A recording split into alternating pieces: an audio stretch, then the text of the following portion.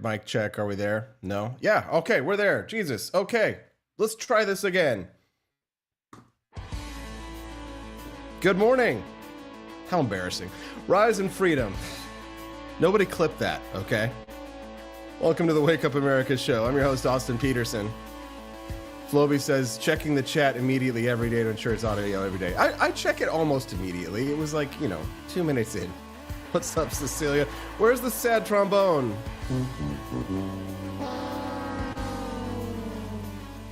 Donald Trump frees Ross Ulbricht. Thank you, Donald. Thank you, Mr. President.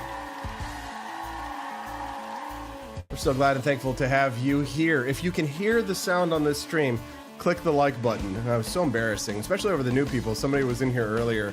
I saw the chat and they're like, I just tuned in for the first time like ever. And they're like, and I got no sound on this. Good morning, everyone. Good morning. I wonder what he's saying. Still no sound. I deserve to get made fun of. I need a... Where's the boo? You're stupid, Austin. An idiot. Ah, these are the best days, says David Lee. The worst days for me. You love to see me suffer. What's up, Caleb Vanderfelts?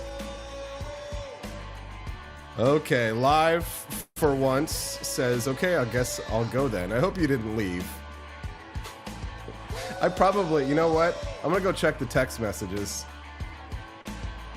Let's see, I'm sure I got like 1 billion, yeah. I appreciate you guys, all right. Take 2.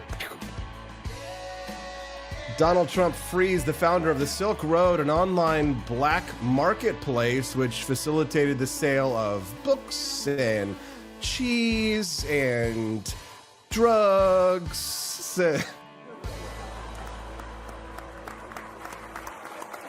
Ross Ulbricht also accused by the government of some things that he was never charged with. We're going to go through the charges. We're going to talk about the history of Ross Ulbricht, why he was so important to the libertarian movement and why so many self-identified libertarians advocated for the release of Ross Ulbricht. We're going to talk about that this morning. We've also got some excellent news. Donald Trump has issued an executive order to end all diversity, equity, and inclusion programs in government. It's so beautiful, guys. I see, we talked about getting tired of winning. I'm going to say I'm getting tired of winning. I'm just kidding. I'm just tired. Thankfully, there is so much news to cover every single day. I don't have to worry about it with this administration that there'll be nothing to talk about. We are going to have an absolute blast covering the Donald Trump administration just because there are so many exciting things happening. I will go through the Ross Ulbricht story. We will go through the ins and outs, who was involved, the key players. I have a great breakdown for you, as well as to talk about a little bit about my connection to this. And we're also going to talk about Trump ending diversity, equity, inclusion in government. I have a billion clips to play for you this morning about what's happening in the news. As well as 2 incredible guests for you. A little bit less than an hour from now, we'll hear from Judge Andrew Napolitano. He will comment on the Ross Ulbricht case and about the fight that is brewing over the question of birthright citizenship. So make sure you stick around, or if you have to leave and get breakfast or get your kid ready for whatever for the day, then do come back. Make sure it's 8 a.m. Come back to the Wake Up America show here, and we're going to talk to the judge about the Ross Ulbricht case, and we'll also speak to him about the birthright citizenship question and the meaning of the 14th Amendment. If you're into the Constitution, 8 o'clock is going to be a great segment for you.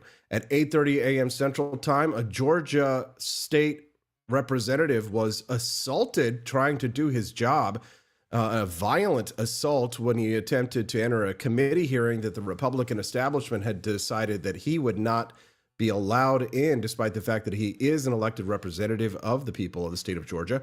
We're going to hear from Colton Moore this morning at 8:30 a.m. Central Time. So it's going to be a fantastic conversation with Colton Moore at 8:30 a.m., Judge Napolitano at 7 a.m. We've got a lot to cover, guys. What a day for me to have hundreds of people turning into Rumble. And I'm just going to ask, and maybe I'm assuming incorrectly, but I don't think I got featured on Rumble. Am I on the front page? Just let me know how you found the Wake Up America show this morning. We are featured on the front page. Oh, okay. Well, thank you, Rumble. I have everybody say thanks to Rumble. Nice to meet everybody. I'm Austin Peterson. You're watching and listening to the Wake Up America show. That's what this show is. It's my show. It's part of a network of shows, and I'll tell you more about that later. First, let's discuss the Ross Ulbricht pardon. This is a big story here, especially because it involves the libertarian movement directly. Now, who is Ross Ulbricht? We get a lot of questions sometimes from normies or just right-wingers or conservatives who maybe aren't in on all the libertarian insidery stuff. Who is Ross Ulbricht? Why do libertarians want him freed? Well, Ross Ulbricht was the founder of a website that was called the Silk Road, and that it was an online black market that some might say the best market, that operated on the dark web from 2011 to 2013. He was known under the pseudonym Dread Pirate Roberts, which may have hurt his case in the trial. Ulbricht created a platform where users could buy and sell illegal goods. Things like lemonade that hasn't been checked out by the FDA. Like those children on the street. Yeah, did you know that when your child is selling lemonade and they're not paying taxes and they're not filing with their LLC, their license with the government, did you know that that's a black market because it operates underneath the market, the regulated market, right? So it's a much freer market. And side note, I have heard stories of people who own like food trucks and restaurants and things actually calling the cops on kids who were selling lemonade at the front store. That's neither here nor there. Ross Ulbricht was not the kid selling lemonade, and he didn't even sell it. He facilitated the transactions. And the thing that was so innovative about Silk Road at the time, remember, we're talking about 2011, 2013, so more than 10 years ago. And there's a revolution on the internet now every year. It used to be that we were kind of having revolutions about every decade when it came to technology. Now we're having something of a digital revolution that's occurring online every year. But in 2011 or 2013, you could use Bitcoin to pay for these. So it was about anonymity. If you wanted to buy illegal substances or things just that the government, I'm not sure if there were any firearms transacted, but if there were, then that probably was absolutely, the feds are going to go in on something like that. But he himself was not the person who was, manufacturing or selling the drugs. And one of the things that was so interesting about the Silk Road is that it wasn't just a platform that facilitated the sale, but it actually made it so that there were ratings and rankings attached to sellers. Think about like an eBay for methamphetamine. If you wanted to buy methamphetamine, I realize I'm using a very extreme drug, but let's say you wanted to get an ounce of sour diesel, the finest New York City sticky, icky, and it's, obviously it's illegal in 2011 and 2013. It's not like today where you can buy legal weed in the freaking state of Missouri, for God's sakes. 2011 me to 2013 me would have never believed that you could buy marijuana in Missouri, but nonetheless. So you're buying some of the finest stanky sour diesel cannabis online. And the person who sells that is selling it as if they were on eBay, and they're getting a rating on the website for the drugs that they're selling. Now, you may say to yourself, if you're anti-drug, right, if you're not a libertarian, you're probably like, oh, this is terrible, this is disgusting. But you have to understand that, like, we libertarians very much believe in the right of the individuals to seek out substances, mind-altering, body-altering chemicals as adults, right? Not children, right? Boo, some libertarians might say. But me, not to say no heroin for 5-year-olds, as I famously got booed for. But it made it safer, because if you consider that the people who are going to seek out these kinds of drugs typically are going to put themselves in very dangerous situations. And if you've ever been a person who has bought drugs, and I know many of you have not, but somebody's buying drugs. So I imagine a percentage of the people who are watching the Wake Up America show this morning have engaged in a black market sale. It was probably done in a very shady manner, right? Some of you who are still consider yourselves to be pures, you're virgins. What do you call them? Born again virgins when it comes to the drugs, and you smoked a little pot in college. Maybe you were a hot girl who somebody just bought drugs for and brought it to you because, they wanted to, play a little kissy wissy. We'll keep it PG this morning. But it made the facilitation of the transaction of these drugs safer than the instances that you might remember as someone who has definitely not ever purchased drugs, right? That's never happened. It made it less dangerous. That's what Silk Road did. His venture marked one of the first significant uses of cryptocurrency, and it attracted both the ire and the fascination of law enforcement and tech enthusiasts alike. In 2015, Ulbricht was convicted on several charges: the distribution of narcotics through the internet, conspiracy to commit money laundering, engaging in a continuing criminal enterprise, which is often referred to as the Kingpin statute, and the conspiracy to commit computer hacking, as well as the conspiracy to traffic in false identity documents. So that means that people were buying and selling fake IDs and fake passports and things on the Silk Road.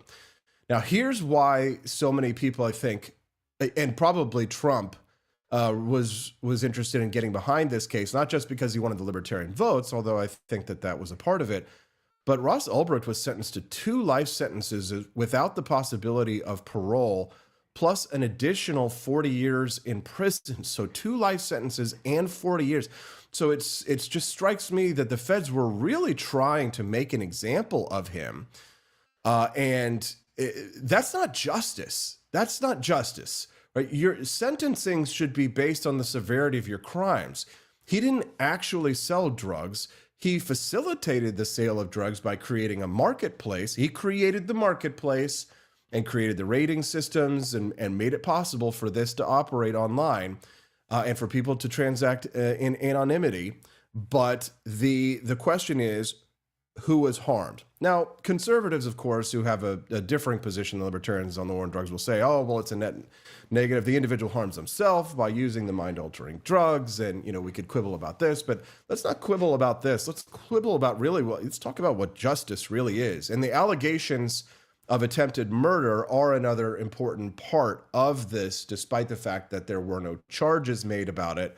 It has been a centerpiece of controversy surrounding the Ross Ulbricht case. If you're liking this breakdown and you're liking this conversation and you're liking this show, then click the like button and follow. Most importantly, I'm trying to build a podcasting business, and the Wake Up America show is the centerpiece. So click the follow button if you're joining us for the first time over at rumble.com/AP4Liberty, and introduce yourself in the chat. We've got a great group of people, like Sign of Jonah was saying yesterday. It's like being part of like a special group of friends in the morning.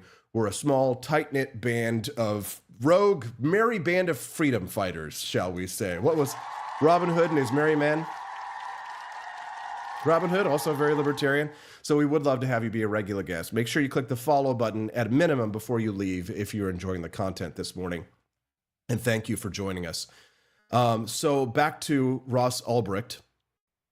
Get my notes. So the allegations of attempted murder, this is the one that I see getting thrown around quite frequently in order to defame his character and to suggest that perhaps Ross Ulbricht was not worthy of a pardon. Let's go through this angle. So one of the more contentious aspects of this case, right, are these accusations that were made by federal prosecutors, okay, already sus, that he tried to commission murders to protect his operation. Okay, so specifically, the government claimed Ulbricht solicited the murders of 5 individuals who posed threats to his business. Now, pause for just a moment. Excuse me, I need a cough button. Pause for just a moment. So, in commissioning murders to protect his operation, you have to understand something about the black market, right? Whether it's guns or whether it's drugs or whether it's lemonade stands, right? If you cannot call the police to help protect your product or your marketplace, if you cannot hire the type of security that is necessary, because if somebody's going to try and break into your house, what do you call the cops to do, right? If somebody's going to try and harm you, do harm to you, what do you call the police officers for? You want them to come and shoot the bad guy, unless you're like me and the rest of the constitutionalists and libertarians and gun crazies who watch the Wake Up America show.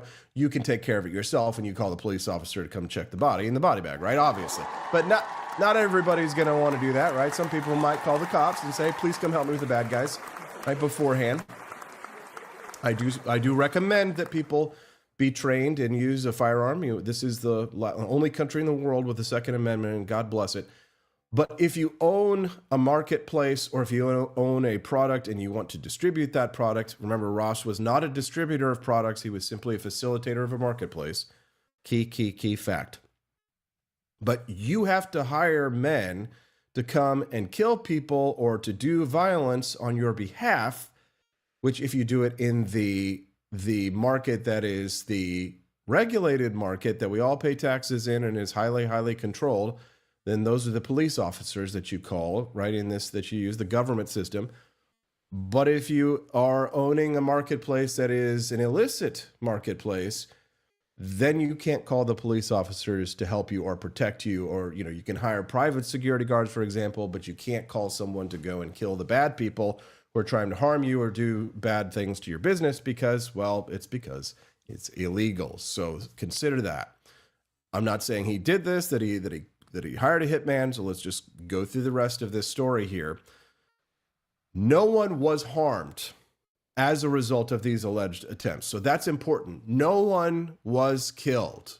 Okay, so remember, Ross Ulbricht got 2 life sentences and no one was actually murdered. 2 life sentences and then an additional 40 years. Right? 2 life sentences. Right? There are people who actually kill people who get a shorter amount of sentencing time. That's important to remember. So was that justice?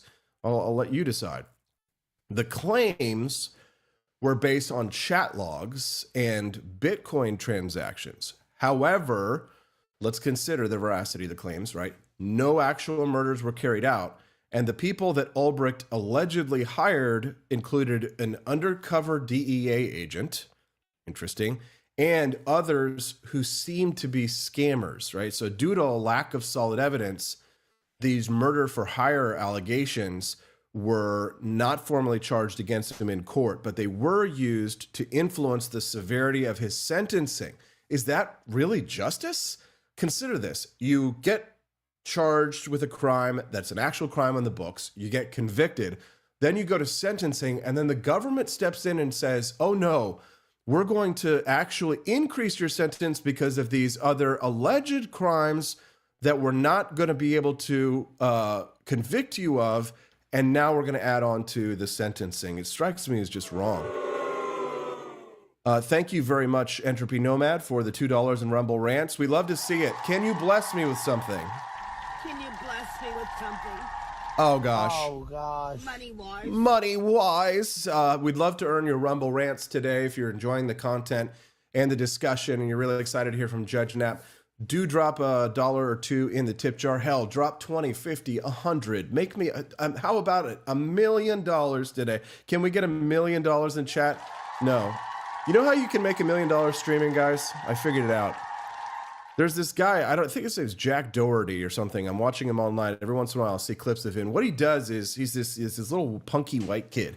And he got famous by like putting his arms up like this and walking into people in the mall and then hiring a big burly black dude to like walk behind him. And then whenever the person tries to kick his ass, the security guard steps in. So he like literally goes out and bullies people. He like body checks them and stuff. And then his bodyguard steps in.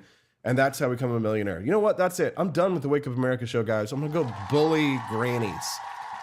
What do you say?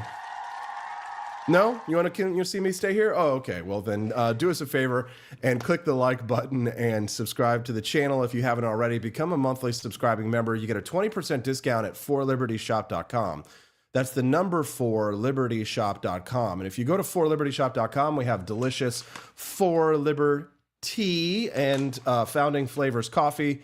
My favorites are Jeffersonian Java, Benjamin Franklin's Electric Elixir, and Madisonian Morning, and also Thomas's Painkiller. But I'm drinking a lot more Jeffersonian Java these days, and so I highly recommend that you visit forlibertyshop.com. That's the number 4libertyshop.com, and there you can find all manner of delicious delights and patriotic merchandise. Okay? Okay, good. Woo. Oh, yeah. Oh, we like it. We love it. We want some more of it. Sticker pack, sticker pack. Should I do sticker pack? Oh yeah, Rumble wants me to talk to you about this. Yeah. Oh, here we go. All right. You guys ready to show your support in style? Sticker Mule has a fantastic offer just for you. For a limited time, you can grab free Donald Trump stickers. Yes, you heard that right. Free. Whether you want to decorate your laptop, your car, your office space, these high-quality, durable stickers are perfect for making a statement. Just imagine how great they'll look. And they're super easy to apply. I should do this live read in Trump's voice. Here's how it works. Head over to stickerpack.com, sign up and claim your free stickers, and watch the fun unfold. Don't miss out on this exclusive offer. Stock is limited, so act fast, spread one word, and let your voice be heard with Sticker Mule's awesome stickers. China. Once again, visit stickerpack.com. That's stickerpac.com. Grab your free Trump stickers before they're gone. What say you, Rumble? Thank you, Rumble. Thanks, Rumble Studio, for making that happen. I want to be a billionaire, so freaking mad. Buy all of the things I never had. I want to be on the cover of Forbes magazine, smiling back at Oprah and the Queen. Is it Oprah? I think it is. What up, Oprah? Trump pardons Ross Ulbricht, the founder of Silk Road. Ross Ulbricht had become a cause celeb among libertarians, small l and capital L, and cryptocurrency advocates for several reasons. His philosophical alignment. So he was a Ron Paul libertarian. He was one of us, and he was an advocate for the ideals of, well, I guess he is. I guess he still is. I'm not sure. Do you think prison makes you no longer a libertarian, or would it make you more libertarian? I think it would make you more libertarian. So he was one of us, and so obviously, we're going to stick up for a member of our tribe. Unless you go to the Republican Party and you vote for Donald Trump, in which case you're a horrible, terrible traitor, even though none of this would have happened without Donald Trump. We'll talk more on the political angle later. Sentencing disparity. Many felt that his punishment was disproportionately harsh compared to others involved in similar activities. And I have to say, I agree. And then government overreach. Supporters argue that Ulbricht's case exemplified government overreach in digital spaces. So the popular movement to free Ross Ulbricht culminated in Trump's pardon. And as of yesterday, Donald Trump granted Ross Ulbricht a full and unconditional pardon and fulfilled this campaign promise that he had made to libertarian voters. Trump cited the support that he received from the libertarian movement and criticized the weaponization of government against both Ulbricht and himself. He talked about the judge in the case, saying that they were corrupt. The key players in the Ulbricht release: Donald Trump. As president, of course, he had the authority to grant the pardon, motivated by his campaign promises and political strategy. The Libertarian Party played a crucial role in advocating for Ulbricht's release. Well done there, my old friends.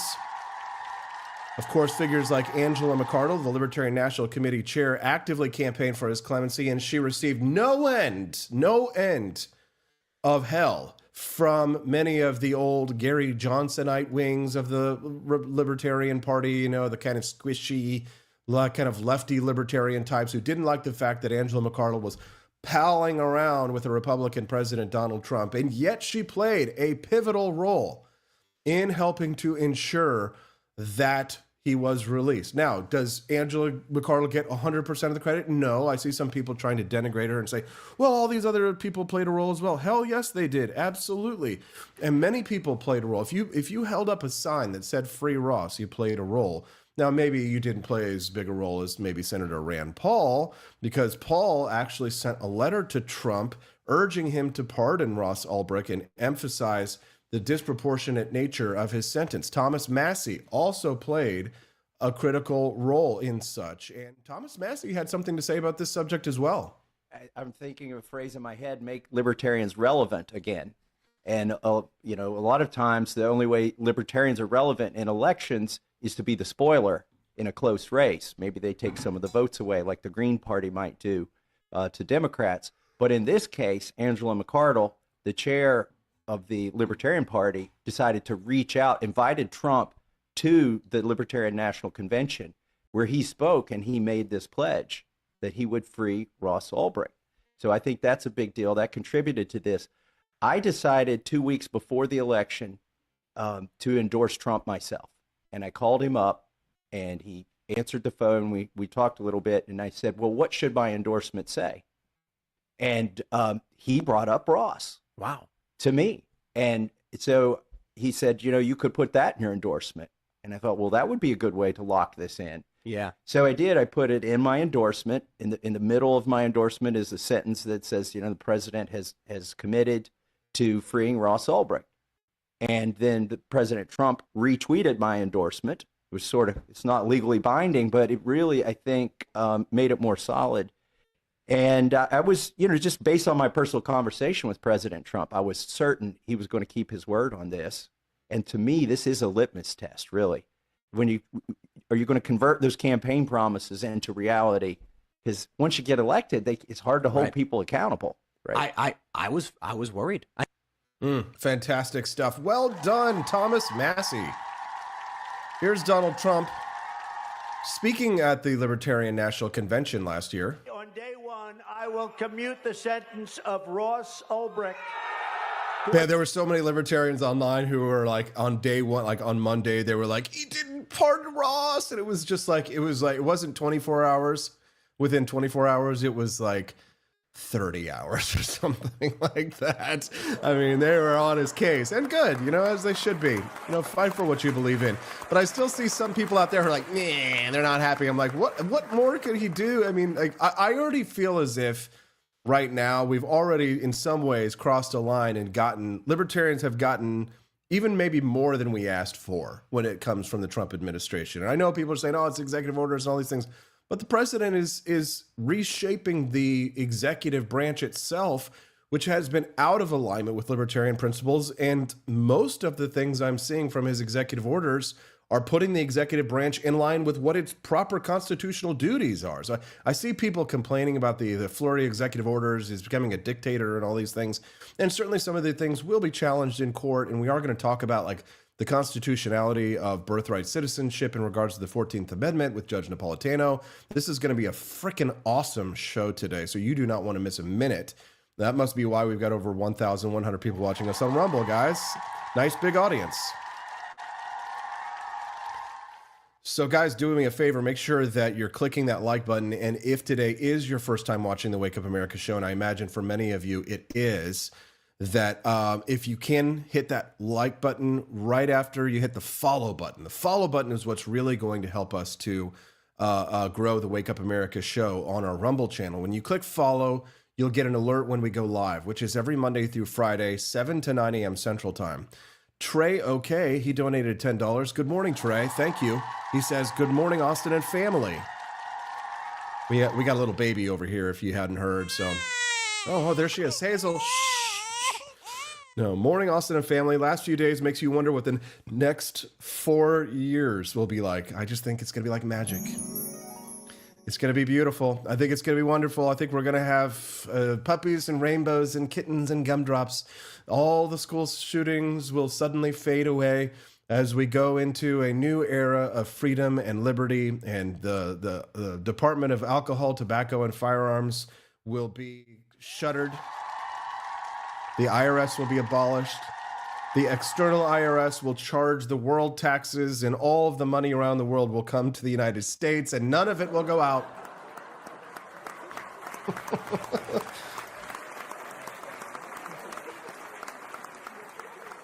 So I've got a little bot in the chat that helps keep everything together and, welcomes people whenever they join. And instead of saying, welcome to the channel, like the old generic thing says, I've changed it to you are a real libertarian. So if you click follow on the Wake Up America show's live stream on Rumble, then you are a real libertarian. I know that many people who hear that are probably like, no.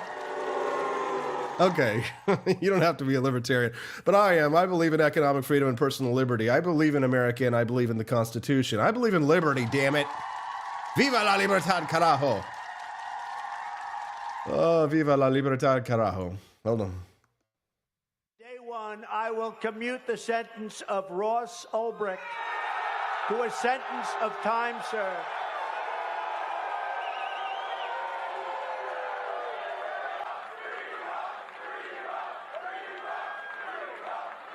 He's already served 11 years.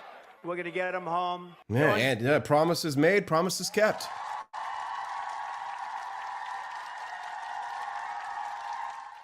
Ross Ulbricht has been Sigma, didn't sell drugs. He built an anonymous, free, and open platform called Silk Road. They sold apparel, art, books, collectibles, computer equipment, electronics, herbs, and drugs. But according to friends who used it, Silk Road was arguably the safest way drugs were ever sold. No street violence, no shady deals, and zero fentanyl. Yes, that is an improvement.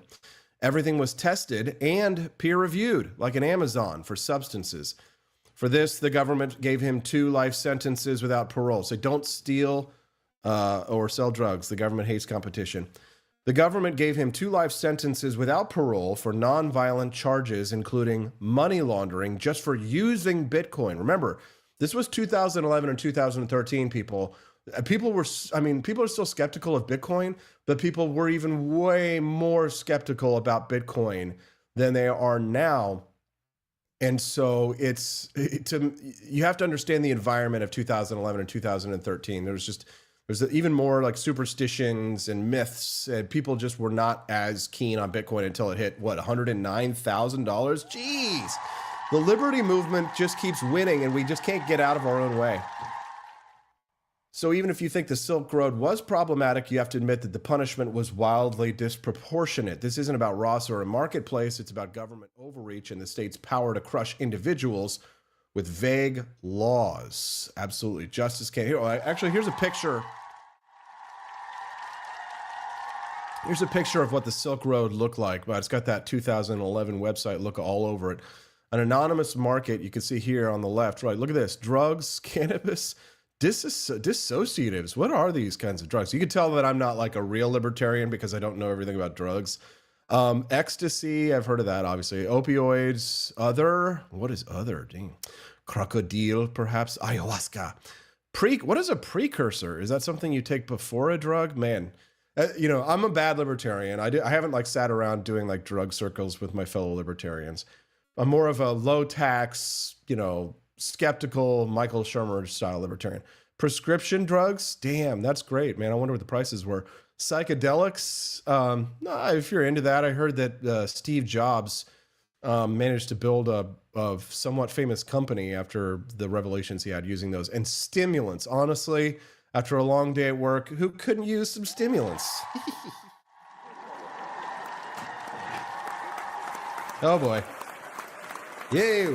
I like there's always also like fireworks, forgeries, erotica. Now, see, that's the one thing that people haven't talked about on this one. I see erotica is on that list. So depending on buying and selling, like if there's like Jeffrey Epstein kind of stuff, that is a big problem. And so I wonder what the situation was with that. As you can see, I don't like transact in black market drugs or know a lot about it. I know a lot about Ross's case, but maybe not a lot about the drugs in that kind of story. So don't do drugs, kids. It's bad for you, right? Wow, 1,300 people watching the Wake Up America show. I am blessed, honored. Thank you.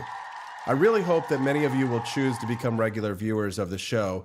Again, it is Monday through Friday, 7 to 9 a.m. Central Time, and you're watching me here at rumble.com/AP for Liberty. I'm AP for Liberty. And I'd love to have you be a regular guest. The judge will be joining us here in about 20 minutes to discuss the Ross Ulbricht case. He'll also talk to us a little bit about the birthright citizenship question and the 14th Amendment of the United States Constitution. We'll talk a little bit about why the 14th Amendment is right up there for me with the Second Amendment and the First Amendment and the Ninth Amendment as some of my favorite and most libertarian of the amendments to the U.S. Constitution. So Judge Napolitano will join us this morning, at 8 a.m. Central Time. And then we're going to hear from Georgia State Representative Colton Moore. And Colton Moore was like roughhoused. He was manhandled by his own party. He is a Freedom Caucus guy who led the charge to get Fani Willis, remember that corrupt prosecutor in Georgia, to get her investigated.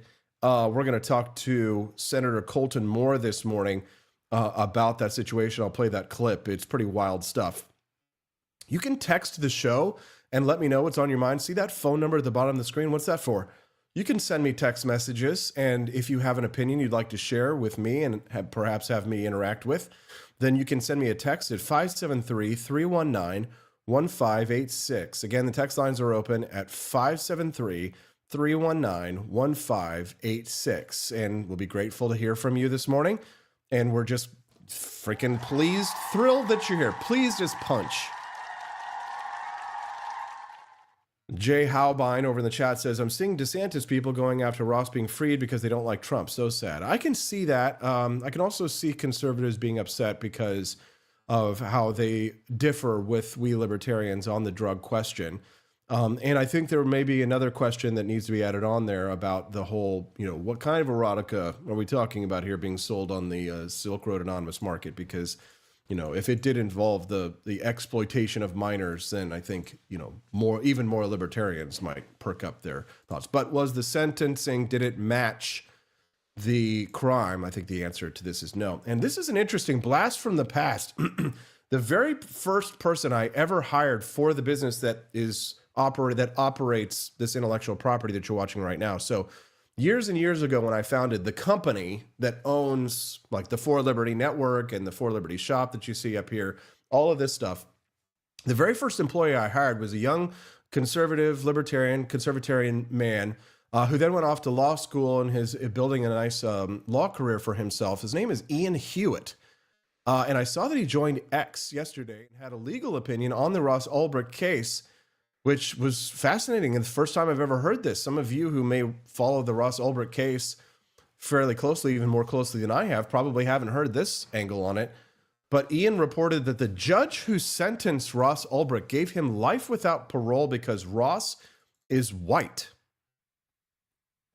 Judge Catherine Forrest suggested that because of Ross's privilege, she was giving a much harsher sentence than she would give to a quote, drug dealer from the Bronx. Okay, so here's the section. Listen to this.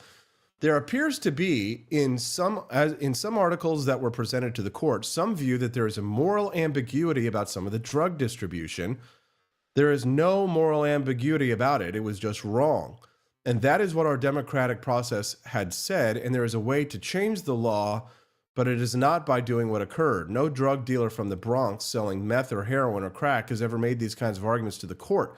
It is a privileged argument. It is an argument from one of privilege. Okay, so in other words, the judge is writing here in terms of Ross Ulbricht that the question of the drug distribution itself. So the judge in this case is arguing that no black kids, no drug dealers from the Bronx, no blacks or Latino kids who go before the court try and suggest that perhaps the trafficking of drugs itself, it may or may not be morally correct. And the judge says that the democratic process says it is immoral and it is illegal.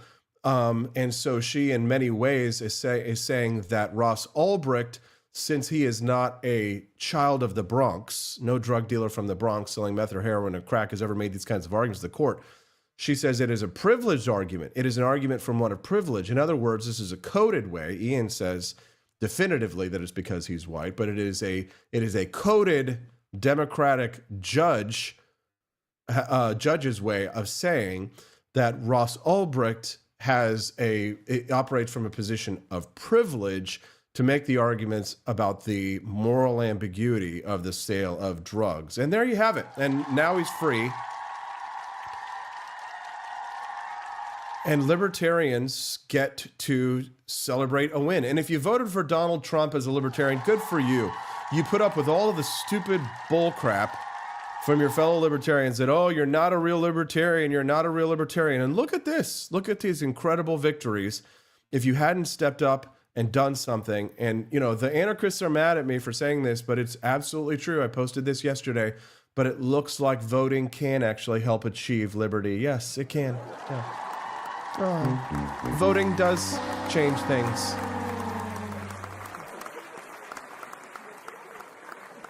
Including big things like this. This week, I will also end the government policy of trying to socially engineer race and gender into every aspect of public and private life.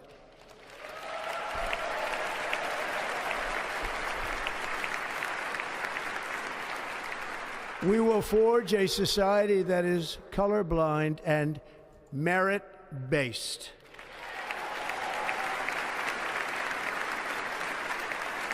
As of today, it will henceforth be the official policy of the United States government that there are only two genders, male and female. Wow. It's big. That's a big deal. You would not think that is a big deal, but because of the insanity of the times that we live in, it is a big deal.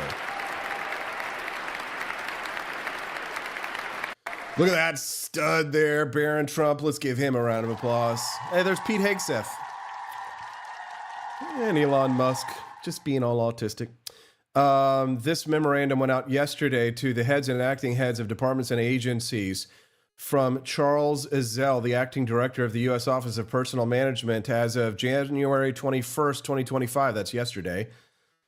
That pursuant to authority under Article 5 U.S. Code 1103 and A5, the U.S. Office of Personnel Management, the OPM, is providing the following initial guidance to agencies regarding the President's executive orders titled Ending Radical and Wasteful Government, DEI Programs, and Preferencing and Initial Rescissions of Harmful Executive Orders and Actions, which repeals under Executive Order 14035, Diversity, Equity, and Inclusion and Accessibility to the Federal Workforce. Steps to close agency offices no later than 5 p.m. EST on Wednesday, January 22nd. That's today. Gonna get tired of winning. You must send an agency-wide notice to employees informing them of the closure and asking employees if they know of any efforts to disguise these programs by using coded or imprecise language. A template agency-wide notice is attached. Awesome. So a lot of these agencies had threatened to start to create these sort of coded ways to do DEI. They're starting to change the language. This is what the left does. They're starting to attempt to make the changes to the language so they can still accomplish what they want to accomplish. And so now they're asking for, when it comes to the feds, to start turning in anyone who tries to do this. You have to report them to me. So, I mean, oh God, there's so many beautiful things that are happening in the federal government. For once, we're seeing some green shoots of liberty in the country that has a statue that bears its name. Thy name is Liberty. Well, actually, her name is Columbia. But we call her Lady Liberty after. It's a moniker, right? The Trump administration has ordered every government agency to shut down their DEI offices. You love to see it. And the left, well, what is the left doing? Well, they're panicking and focusing on Elon Musk's sordid arm gesture. You're going to do a Sig Hail? You're going to do a... Excuse me, a Sig Hail, please. AOC, for the love of God. If you're going to call us Nazis. If you're going to call us Nazis, AOC, can I hear that again? Should you really say Sig Hail? Hail? You're going to do a Hail Hitler? Or their rebrand a Roman salute? From behind the president. Be honest, AOC. You had no idea that the Roman salute is what Woodrow Wilson used to have American school children do to the American flag when they said the Pledge of Allegiance, until it got very unpopular in the 1930s or 40s. But I digress. Essential seal of the United States of America? It's on. It's on. And what is so important for us to understand is that as long as we don't give up, it's not over. It's not over. It's over, baby. It's over, bitch. It is not over. It is over as of 48 hours ago. Libs of TikTok started crying because I said over the weekend that Donald Trump is a rapist. And they went on Twitter and they went, oh, boo hoo hoo. And I said, basically, F you, cry more. I don't give a shit.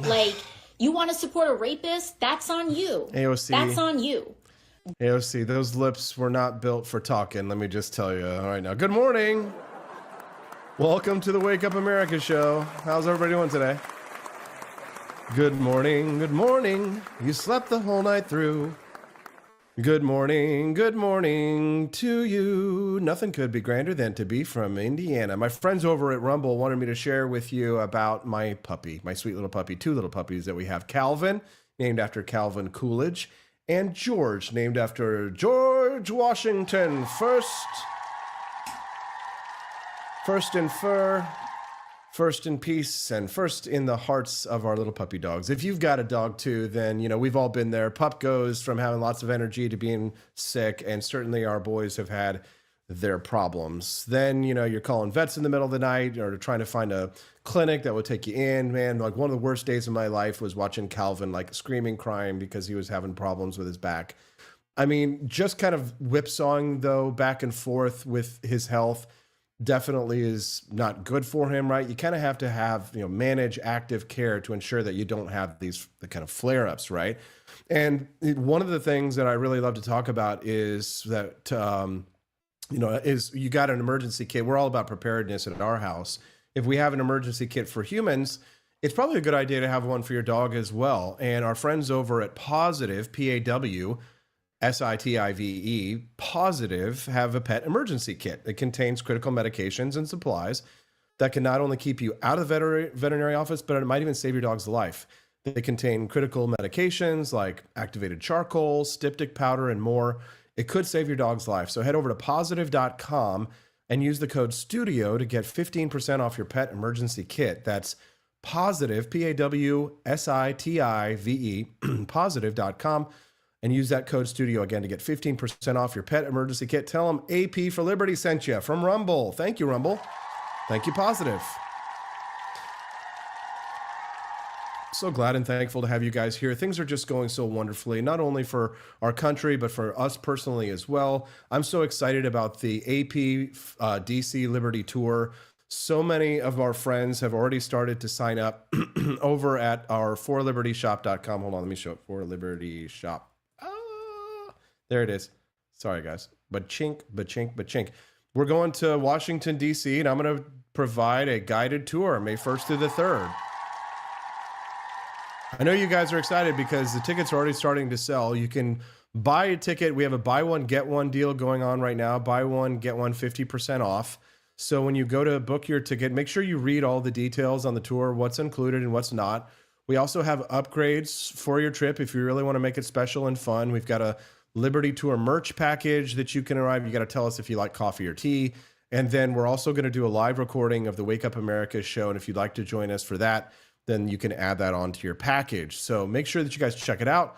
Check out the buy one, get one sale going on right now as well. It won't be going on forever. And join us for Revolutionary War weekend because we're going to go to George Washington's house for a special event where they're going to have reenactors. I mean, I've always wanted to see one and I haven't.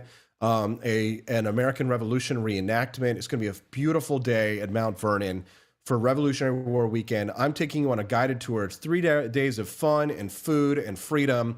So go to my shop, forlibertyshop.com. And if you have questions about it, if you're like hesitant and you're like, I want to go, but I don't know much about these guys and maybe I need to ask questions, just hit us up at the contact page, guys. Click that About Us up there and then find out who I am and what I'm all about and my history. And if you're interested in taking your kids are free.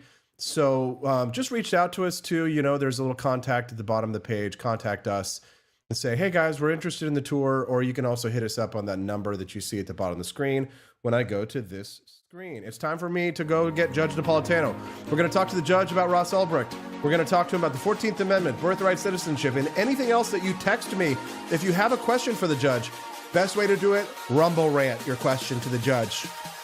Yeah, we'll be right back on the Wake Up America show on the For Liberty Network.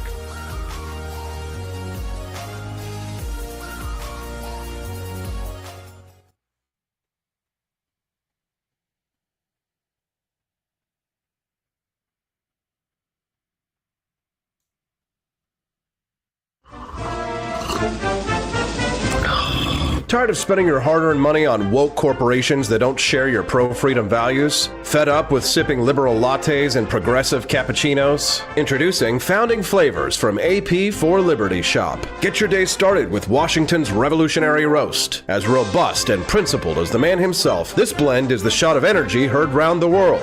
Or maybe you want to taste the fervor of freedom with Adams's Patriotic Perk. It's as dynamic and balanced as the U.S. Constitution, sure to awaken your spirit of liberty. For the aficionados, we've got the Jeffersonian Java, a complex mix of flavors that speaks volumes about your refined tastes. And don't forget Betsy's Liberty Lullaby, our decaf option, crafted with the same care and dedication Betsy Ross put into our Star-Spangled Banner. This blend lets you enjoy the taste of freedom anytime without losing sleep. No woke beans here, folks. Just pure, patriotic, pro-freedom flavors brewed with love for liberty. So why compromise your principles for a cup of coffee? Stand up for your values, perk up your patriotism, and start your day the American way. Get your Founding Flavors at apforlibertyshop.com.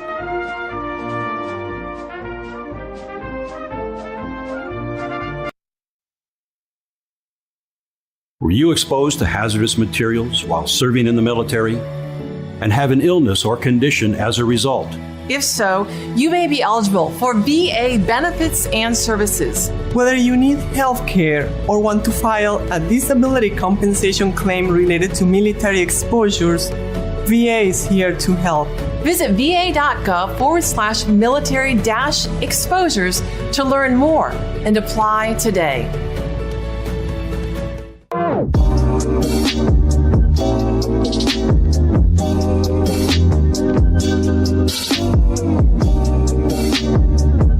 If there wasn't going to be somebody who was a fiery champion of liberty, somebody who would get out there and who would be aggressive, and if they wouldn't do it with more fire or passion than I had, then I would go and I would fight this battle for us. I've fought for the principles that we all share. Parties tend to be secondary to me. We're here because we believe in the principles of liberty. I am not a perfect messenger, but I think I'm a damn good one. This is a replica of our first president's flintlock pistol. You have my full support, my respect, and my gun.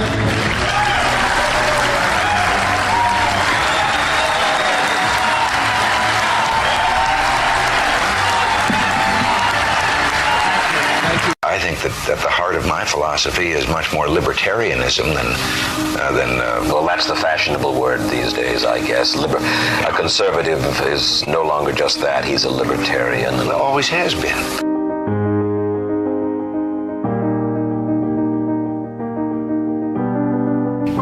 Yet any time you and I question the schemes of the do-gooders, we're denounced as being against their humanitarian goals. They say we're always against things, we're never for anything.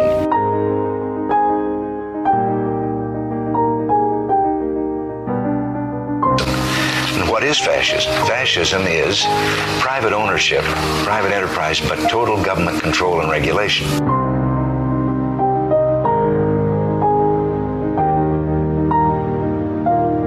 Well, the trouble with our liberal friends is not that they're ignorant.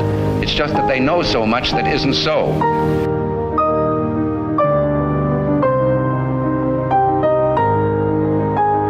If we lose freedom here, there's no place to escape to. This is the last stand on earth.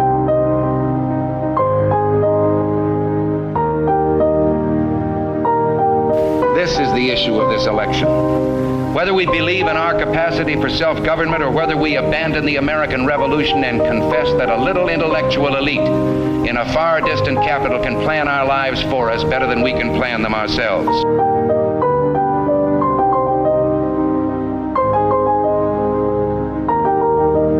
Conservative, so-called, is the one that says less government, get off my back, get out of my pocket, and let me have more control of my own destiny.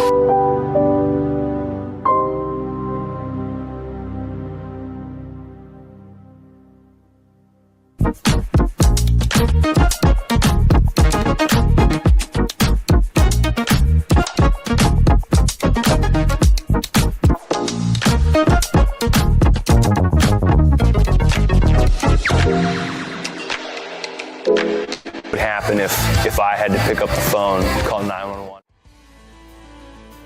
Good morning. Rise and freedom. I'm Austin Peterson. You're watching and listening to the Wake Up America show, and that's on the For Liberty Network.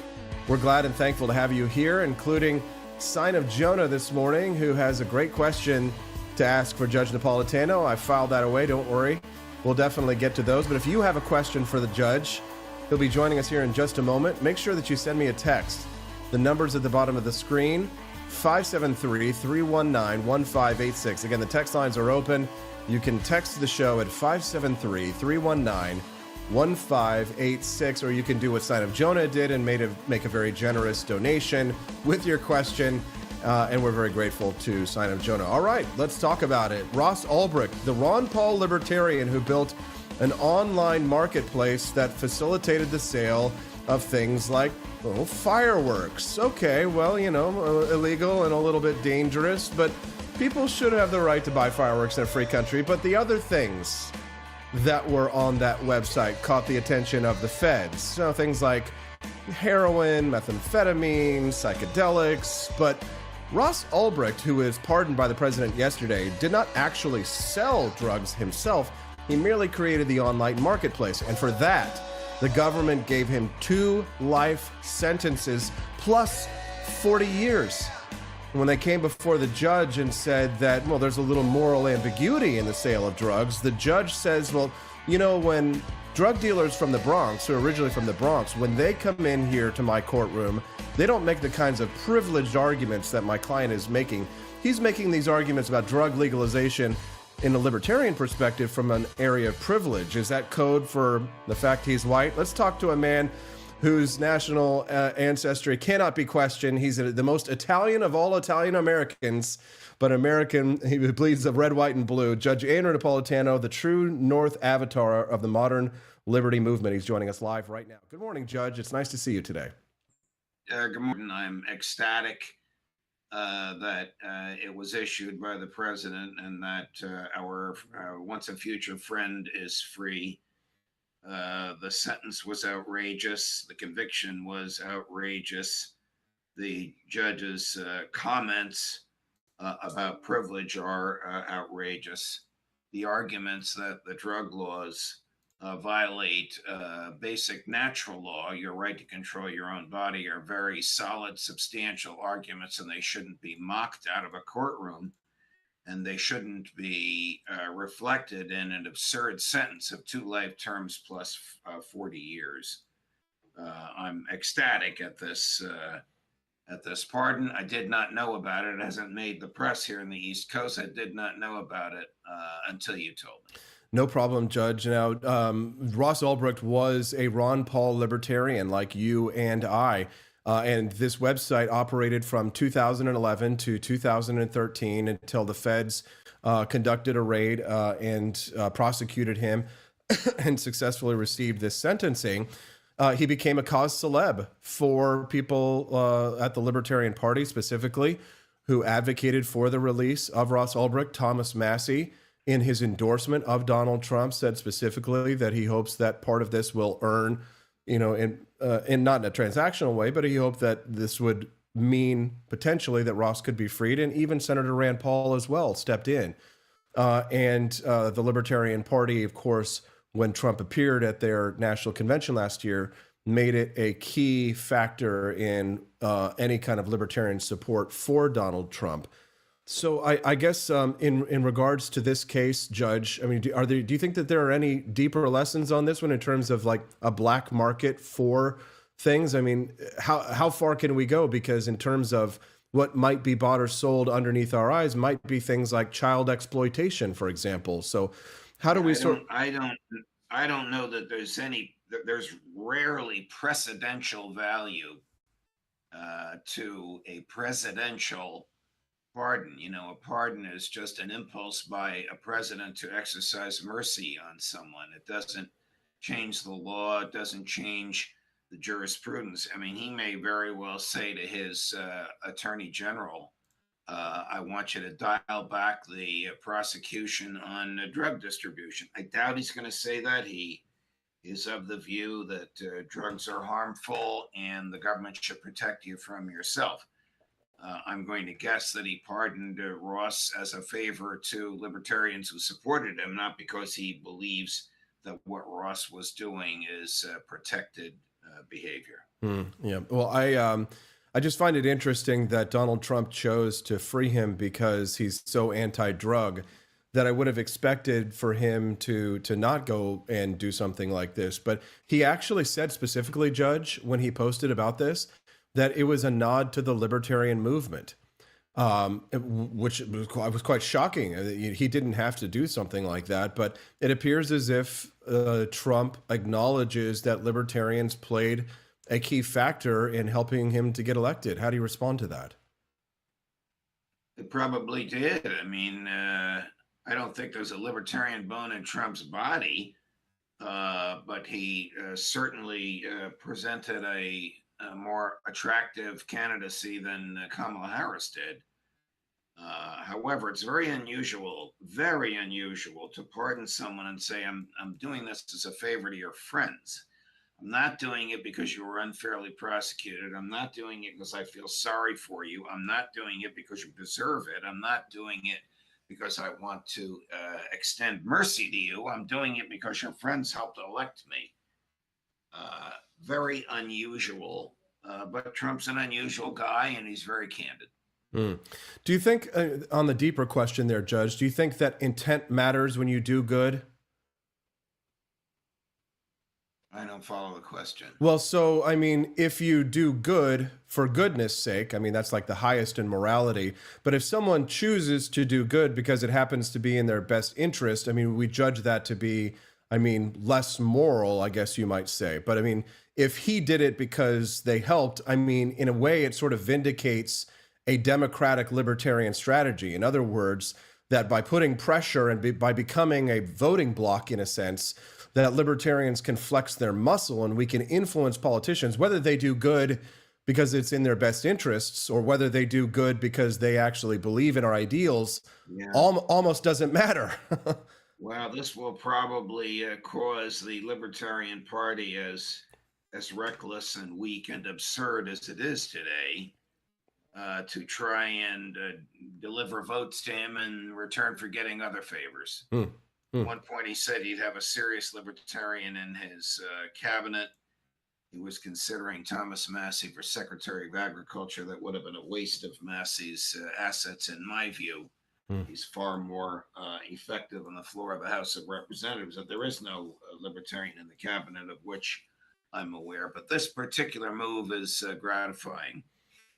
It certainly is, Judge. And, you know, there have been other things. I wonder what you think about the executive order in regards to abolishing diversity, equity, and inclusion standards in government. Do you find that to be a proper and lawful authority? Absolutely. I mean, that is entirely Joe Biden's doing, and it can entirely be undone. There's no federal statute requiring that. There's hints of it in some federal law, but no requirement for it. I'm so glad that he's undoing all of that. It does nothing but turn the federal government into a freak show, and as inefficient as it is, makes it less efficient, including the military. Judge, what can be done by executive order can be undone by executive order.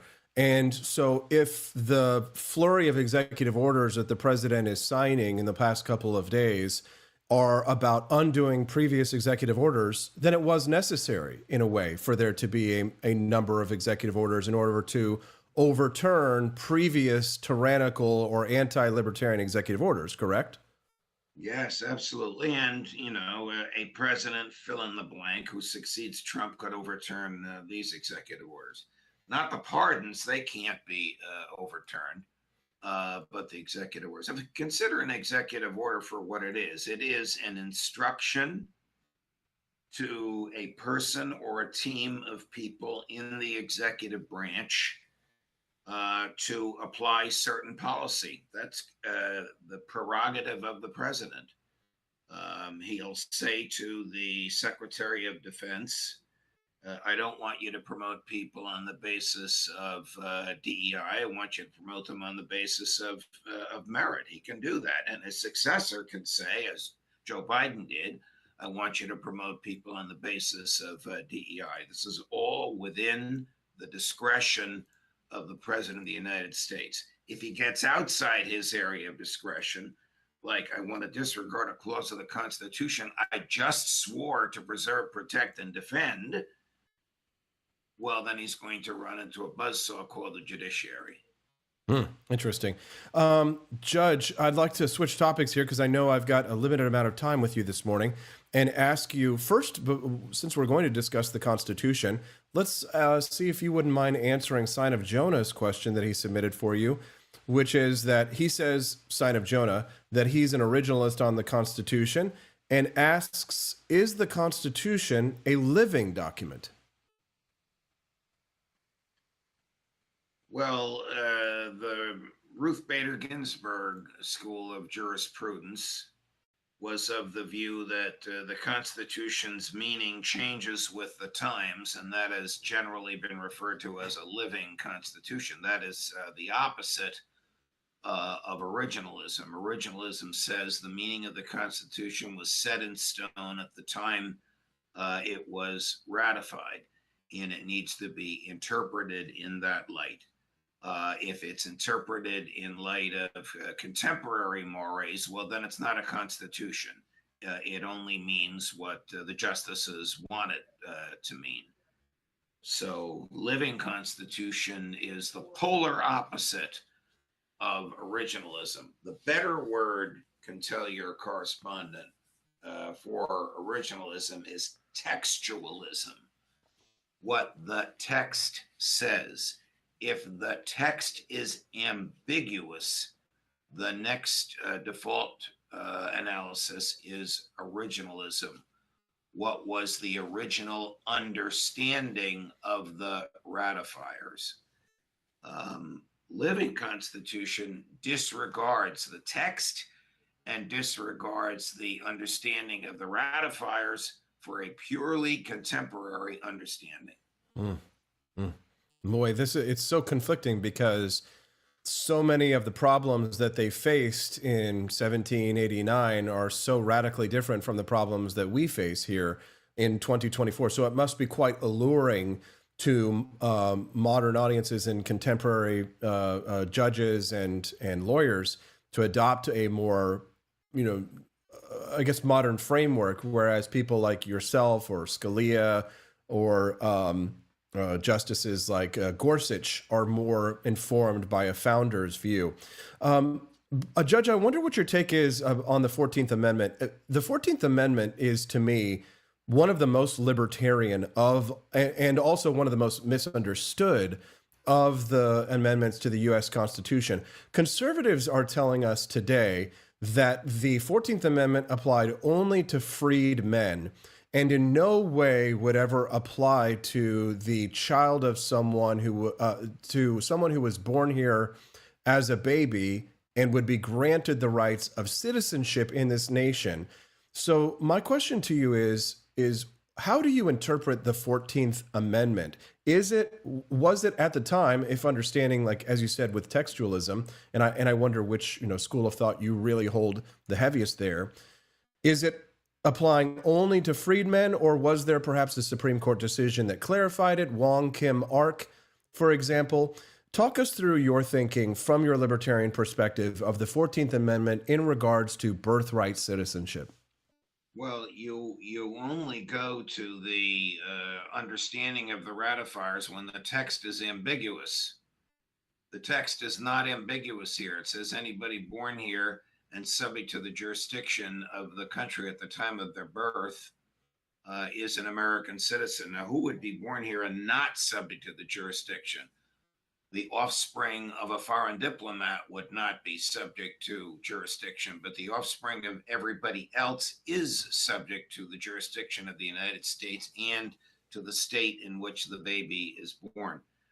This is pretty clear. He can no more negate birthright citizenship than Joe Biden or Barack Obama could have negated the Second Amendment and start confiscating guns. And conservatives who rejoice in what he is attempting to do better temper that rejoicing Because if a president can decide what portions of the Constitution to enforce and what to ignore, then it's not a Constitution.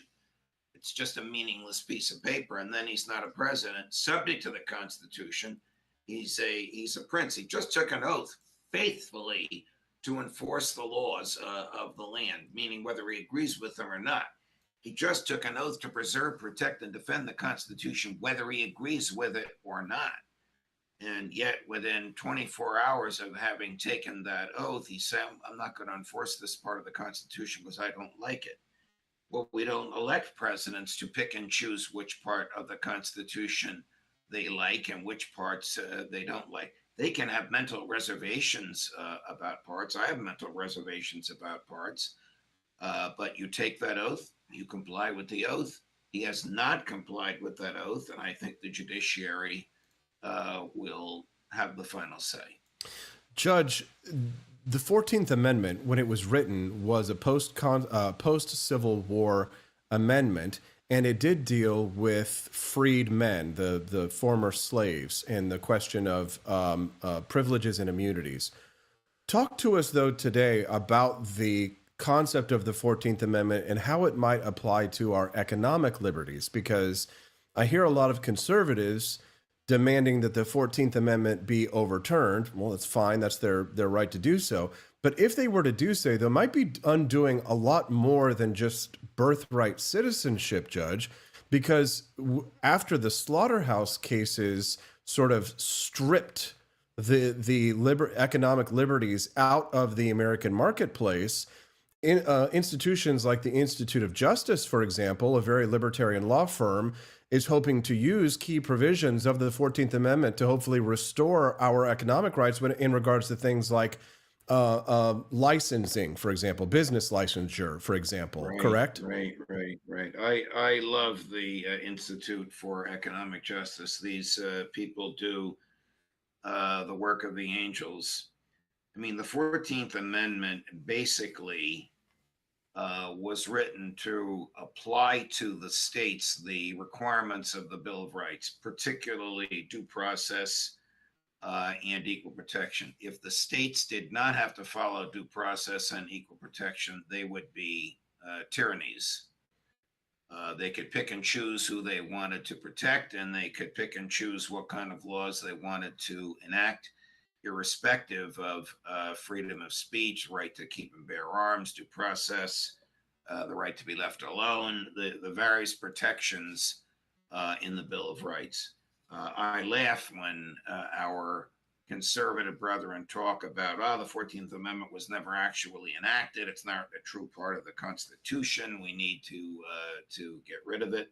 You would see 50 little tyrannies in this country that would make the federal government pale by comparison if the burdens imposed on the federal government by the first 8 amendments were not also imposed on the states. Judge, I only have a few more minutes with you. One more question that I had for you from our audience to ask you about your opinions on the blanket pardons for the J6 committee and Joe Biden's family. Well, a lot of my police officer friends are pretty unhappy this morning because many of the people pardoned viciously attacked cops. I mean, one of them was serving 170 months in a federal prison for savagely beating a police officer. All those people are free. I'm not in favor of beating up cops. I think Trump should have been a little bit more judicious in the issuing of these pardons. On the other hand, somebody like Enrique Tarrio wasn't even there on January 6th, shouldn't have been prosecuted at all. And Rhodes, I forget his first name, didn't harm a hair on anybody's head. He shouldn't have been prosecuted either. But the pardon is an act of mercy, so it's not given when it's deserved. It's given when it's undeserved. In terms of Biden, he may have shot himself in the foot because by pardoning his relatives, he stripped them of their Fifth Amendment right to remain silent. So if the Republicans had summoned Biden's sister-in-law 2 weeks ago and put her under oath and said, did you funnel money to old Joe when he was vice president? She could say, I refuse to answer on the grounds that it might incriminate me. She can't refuse to answer that now if they summon her. And this may very well expose Joe, probably not to prosecution because of his mental incapacity, but certainly to a radical diminution of his legacy, whatever that legacy might be. Judge Andrew Napolitano, he's the host of Judging Freedom. You can catch him on Newsmax. Download his podcast, Judging Freedom, wherever you get your devices. And, of course, read his weekly columns at judgenap.com. Judge, we are so blessed with your presence. Thank you for being so generous with your time, and we look forward to seeing you again next week. Thank you, Austin. Thanks for accommodating my schedule. All the best to you. Thank you very much. That's Judge Andrew Napolitano. If you're enjoying the Wake Up America show this morning, and today's your first time watching the Wake Up America show, then we'd love to have you be a regular guest. If you click the follow button underneath the Rumble video, then you'll get an update whenever we go live, which is every Monday through Friday from 7 to 9 a.m. Central Time. The Wake Up America show streams live. Click the follow button, click like, and join us in the chat. It's a great 5-day-a-week morning live stream to talk about the news, have some fun, get a few laughs, get educated, talk about the Constitution and freedom and what it means to be an American, baby. You're in the right place if you love freedom and you love America. In that order, too. So CJ824 joining us live, Luke Sacker, Joni Rankin, Robbie Theriman, Sign of Jonah, Mongoose87. Sign of Jonah, hope you are glad you got your question asked there. Dude and Motter still joining us over in the chat. It looks like a nice big audience today. It's great to see so many people. I know we were over 1,000 for a little while. Maybe we got pushed off of the front page, but I'm so glad for those of you who stuck around because you still got more great show to go. Our next guest is going to be Georgia State Senator Colton Moore, who was viciously assaulted, physically assaulted by members of his own party. We're going to talk to him about that. If you'd like to unlock the bonus content, get those Rumble rants in. I think we're about $25 away from unlocking the bonus content today. If you want to help to unlock the bonus content, then perhaps you should buy a delicious bag of our 4Liberty. Where can you get 4Liberty? Well, you can get it at 4libertyshop.com. That's the number 4libertyshop.com. Buy a bag of tea, maybe a box of coffee, maybe a Donald Trump shirt while you're there. We also have a new shirt that I wanted to show you guys before we go to State Senator Colton Moore real quick. Let me, yeah, that's the wrong screen, isn't it? Hee. You see me making a mistake there. Dun dun dun dun dun dun dun dun dun dun dun dun dun dun dun dun. Dun, dun, dun, dun, dun, dun, dun. This is the hold music. Visit the beautiful Gulf of America. There you go. These are unisex tees, so men and women.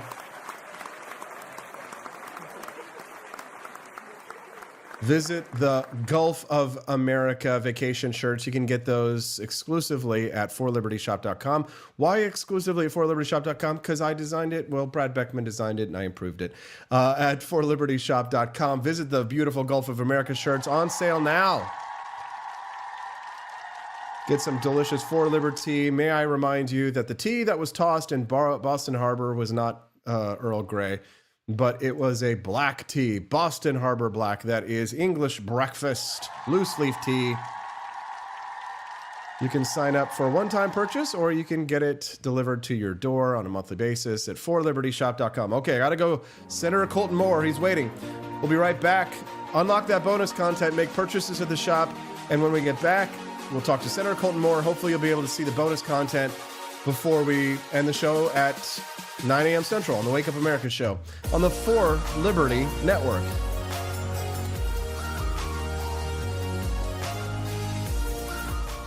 The hazardous materials while serving in the military and have an illness or condition as a result. If so, you may be eligible for VA benefits and services. Whether you need health care or want to file a disability compensation claim related to military exposures, VA is here to help. Visit va.gov/military-exposures to learn more and apply today.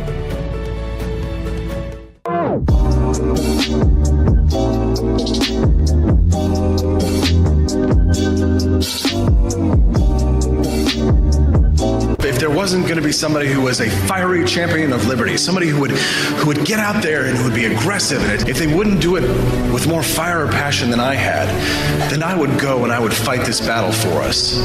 I've fought for the principles that we all share. Parties tend to be secondary to me. We're here because we believe in the principles of liberty. I am not a perfect messenger, but I think I'm a damn good one. This is a replica of our first president's flintlock pistol. You have my full support, my respect, and my gun.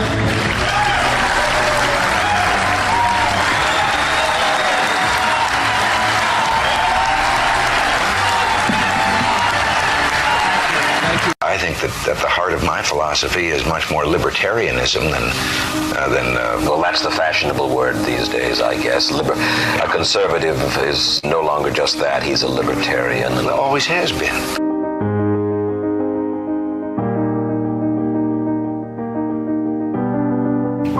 Yet any time you and I question the schemes of the do-gooders, we're denounced as being against their humanitarian goals. They say we're always against things, we're never for anything.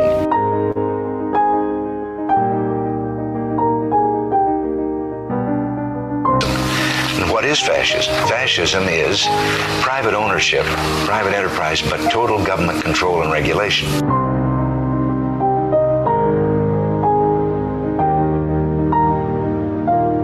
Well, the trouble with our liberal friends is not that they're ignorant. It's just that they know so much that isn't so.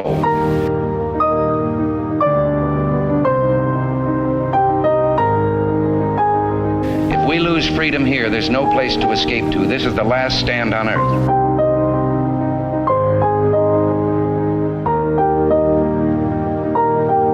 This is the issue of this election. Whether we believe in our capacity for self-government or whether we abandon the American Revolution and confess that a little intellectual elite in a far distant capital can plan our lives for us better than we can plan them ourselves.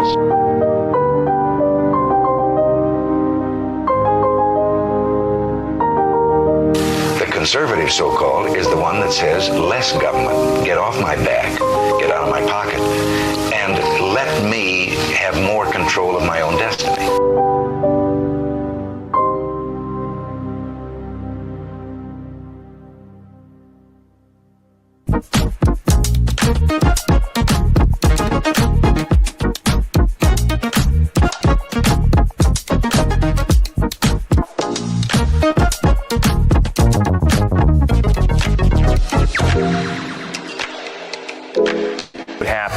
If I had to pick up the phone, call 911 for one of my family members or one of my neighbors.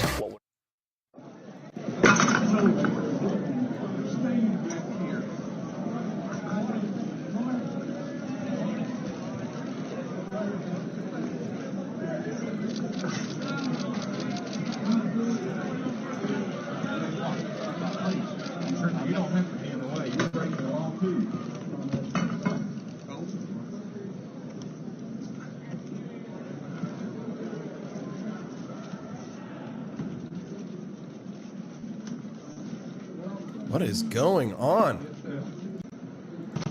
Look, watch this.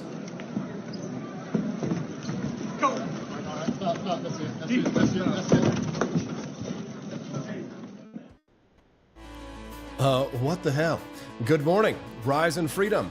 I'm Austin Peterson. You're watching and listening to Wake Up America show. That was Georgia State Senator Colton Moore being shoved to the floor after trying to enter a meeting that the Republican establishment didn't want him to listen to. What were they saying behind closed doors there? And what's so controversial about this state senator that they can't have him hearing these things, despite the fact that he was elected by the popular will of the people of Georgia? Now, when I looked him up, Senator Colton Moore, he's been in trouble before, but he's the kind of rabble-rouser that we like here on the Wake Up America show. Joining us now is the man who was shoved to the ground in that video, Georgia State Senator Colton Moore, joining us live here on the Wake Up America show. Good morning, Senator, and welcome to the show. Austin, thank you for having me. It's great to be here. I tell you what, you watch that and your blood boils, or at least mine does.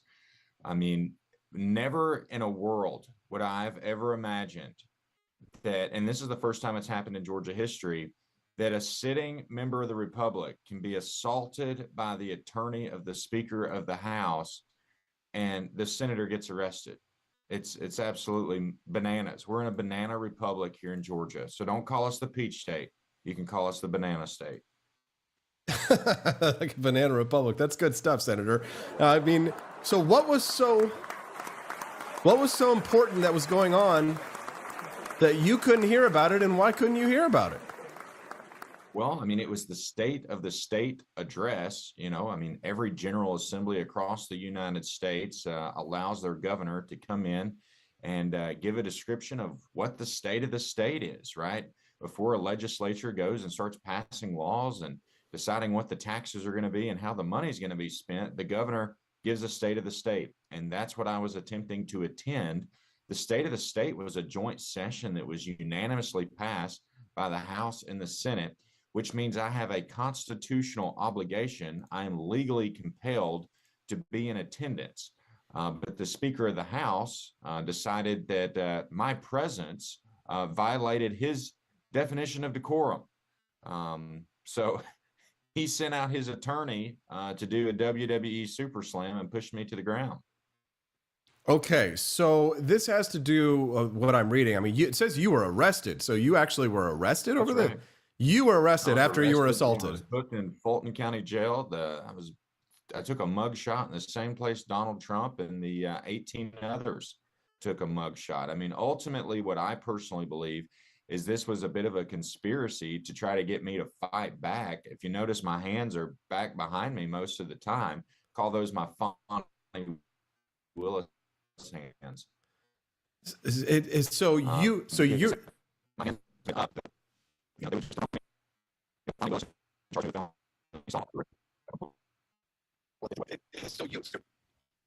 Pardon me there, Senator. You were breaking up there for just a moment, so we were getting a little bit of a signal drop. If you're just tuning into the Wake Up America show, I'm speaking to Georgia State Senator Colton Moore. He was assaulted and arrested in Georgia, not allowed to enter the House chambers after criticizing the now deceased former speaker. Now, why would you say, was it so they're mad at you because they think you spoke ill of the dead? Why would you speak ill of the dead, Senator? Well, I tell you what, I did everything I could not to have to speak ill of the dead. The former Speaker of the House, I called him the most corrupt elected official in our modern lifetimes in the state of Georgia, and that's exactly what he was. In the Senate, I motioned or objected to suspending the rules to even bring this resolution forward that was going to name a building after him and perpetually memorialize him in this state. It just so happened that they wanted to, suspend the rules and make sure that we had this building naming debate at the same time his family was present. But, that doesn't stop free speech. And ultimately, that's what upset the speaker. So it shows you right there. Based on what they've said, so many constitutional violations. The Georgia Constitution says you can't even arrest a legislator on a misdemeanor, and they arrested me with a misdemeanor of willful obstruction trying to enter the chamber. So this is their argument. They say that Moore told state troopers in attendance he had a constitutional right to enter, and a doorman should be arrested for breaking the law. There's a joint session of the General Assembly. Your House rules do not apply. I'm going to the chamber. So they tried to use parliamentary procedure to get you not to enter, despite the fact that you had an actual constitutional obligation that should supersede that. I mean, are you suing? Is there a lawsuit, I imagine, in the works?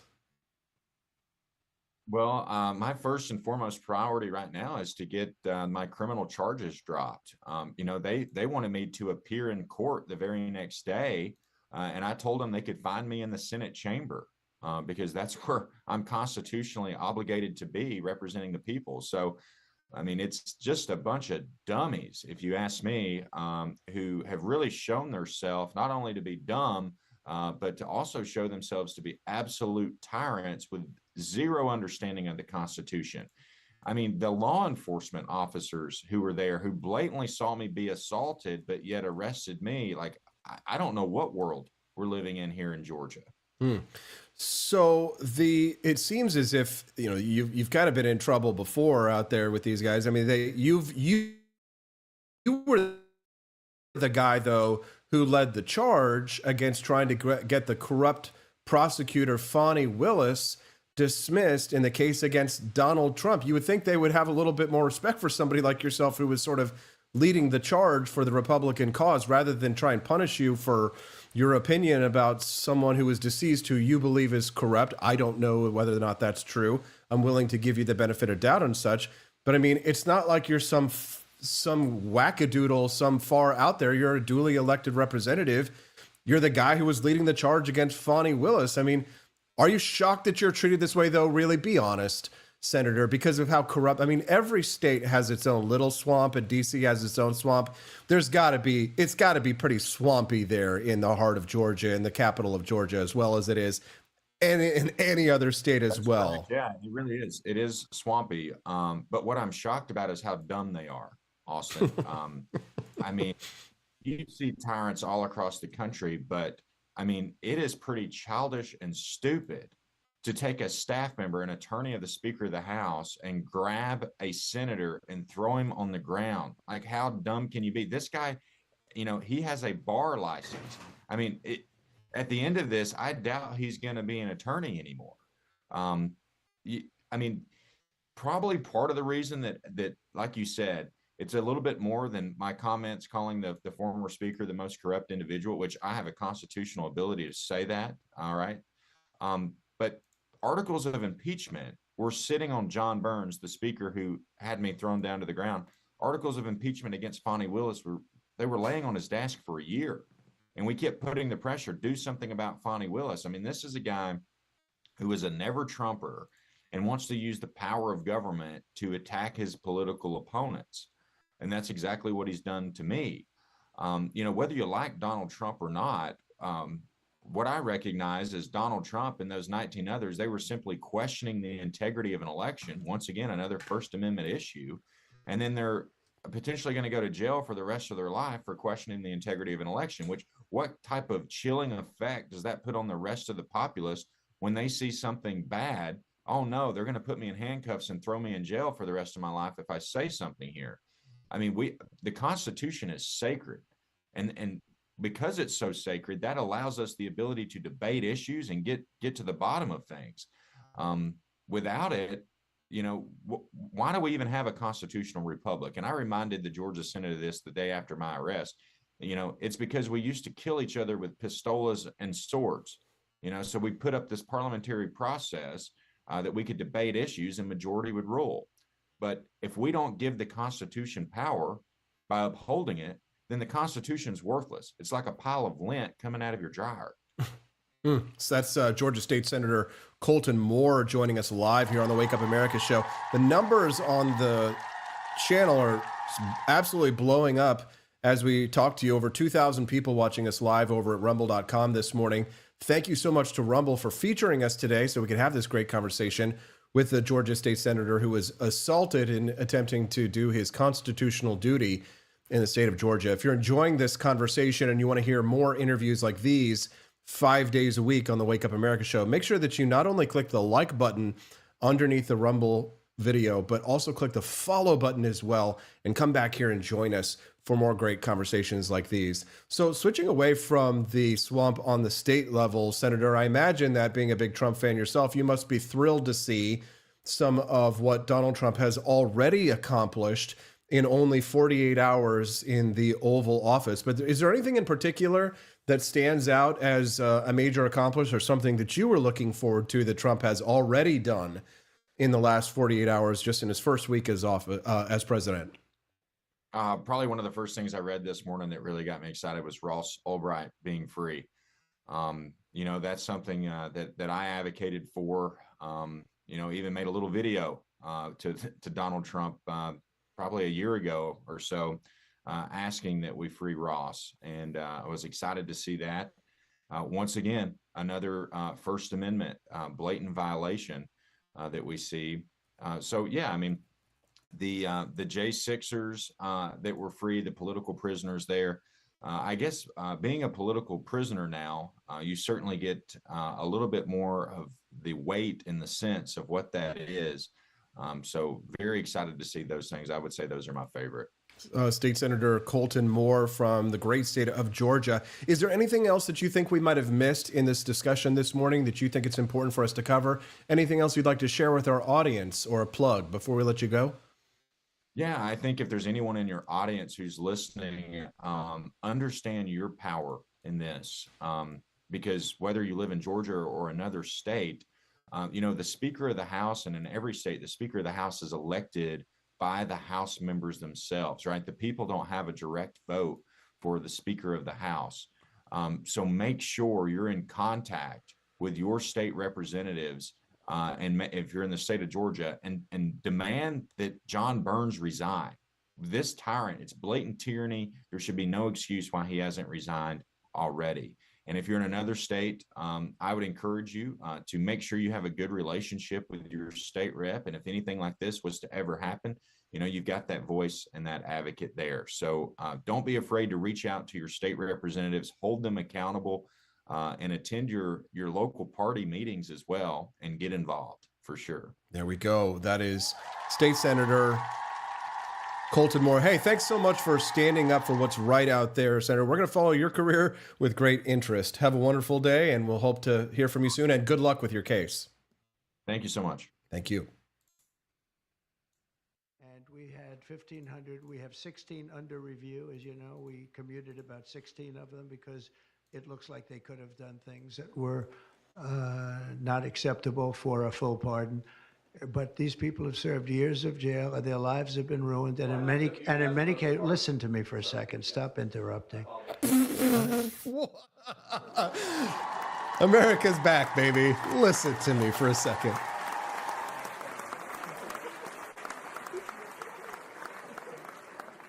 Good morning, everyone. Welcome to the Wake Up America show. I am your host, Austin Peterson, and I am so glad and thankful to have you here. We have officially unlocked the bonus content. YMCA, yes. So that means that we've got a nice little short mini documentary to share with you all today. But here's the thing. There's 2,000 stinking people watching the Wake Up America show? No, 1776. I just saw it, 1776. That's better than 2,000. If today is your first time watching the Wake Up America show, we do hope you'll come back and join us Mondays through Fridays, 7 to 9 a.m. Central Time. My friends over at Rumble wanted me to share with you about their 1775 coffee. Most of you drink coffee every day, and that's why you have to try Rumble's 1775 coffee. It's great coffee, and it's the same price as the coffee you buy now, but it's way better. It's free from chemicals, rich in flavor, and their beans are sourced from high-altitude farms in Bolivia, handpicked, roasted weekly at their facility in Miami, and delivered fresh to your doorstep. As believers in freedom, buying from Rumble helps fight back against woke corporations like Starbucks and Dunkin' Donuts. Join the coffee revolution and brew rebellion with Rumble's 1775 coffee. Go to 1775coffee.com. Use that special promo code STUDIO and get a free month's supply of their cognitive boosting supplement, Limitless, when you buy 2 bags of their coffee. Crazy deal. And the supplement is worth more than the 2 bags of coffee. Go to 1775coffee.com and try Rumble's amazing coffee. Thank you, Rumble. You'd love to see it. Today's a fantastic day. I'm not going anywhere. As long as if we have over 1,000 viewers here on Rumble, I'm staying. I'm not going anywhere. I'm not leaving. I'm not freaking leaving. We'll be right back. Don't go away with my final thoughts on the Wake Up America show on the 4 Liberty Network.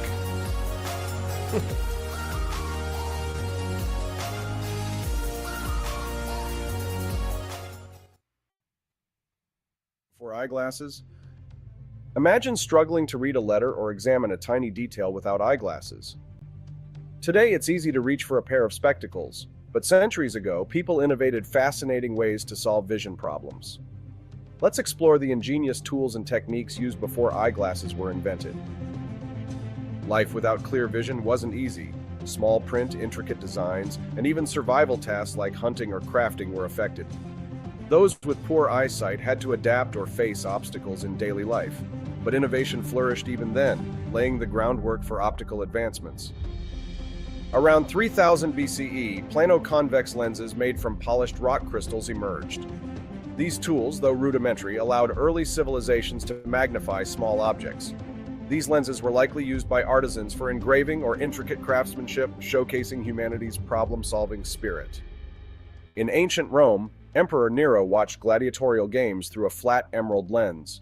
It reduced glare, offering the world's first example of tinted optics. Though limited in everyday use, this luxurious tool symbolized early innovation in visual aid. Roman thinker Seneca described using a globe of water to magnify written texts. This simple yet effective method helped many struggling with aging eyesight to read familiar words clearly. Water globes highlighted the potential of optics long before proper lenses were common. Centuries before eyeglasses, the Chinese crafted convex lenses from polished crystals. These precursors to magnifying glasses provided sharper vision for specific tasks. Their detailed interplay of craftsmanship and utility remains remarkable, as challenges found innovative local solutions worldwide. In the 9th century, Abbas ibn Firnas, a polymath of the Islamic Golden Age, developed reading stones. These were polished spherical glass shapes placed over text to enlarge it. Affordable and user-friendly, they became essential tools for reading, especially for the elderly. During the medieval period, reading stones became a common aid, especially among educators and the clergy. These tools blurred social barriers, making optical aids accessible to many. Their durability and simplicity set the stage for wider adoption of vision tools. Despite their ingenuity, early tools couldn't correct nearsightedness or farsightedness. Magnification was their primary function, and they were often fragile and cumbersome. This only amplified the demand for a more robust and universal solution, a path leading to eyeglasses. Innovations in vision aids weren't confined to one region. Explorers, traders, and scholars exchanged technologies along major routes like the Silk Road. This cultural crossroads bridged Eastern and Western practices, accelerating progress in optical advancements that would culminate in modern lenses. By the late 13th century, eyeglasses were invented in Italy. Craftsmen combined reading stone designs with improved glass-making skills to create spectacles. Fixed frames were introduced later, revolutionizing vision correction forever, a leap inspired by centuries of experimentation. Pre-eyeglass innovations showcase humanity's capacity to adapt. Whether through lenses, water globes, or emeralds, people have always found ways to overcome nature's challenges. These imaginative tools remind us that every modern convenience has humble and creative beginnings. Our understanding of early optical tools inspires us to appreciate modern solutions. Dive into history, celebrate ingenuity, and honor the innovators who shaped our world. Share this story, learn more about history's hidden gems, and see the world with fresh perspective, literally and figuratively.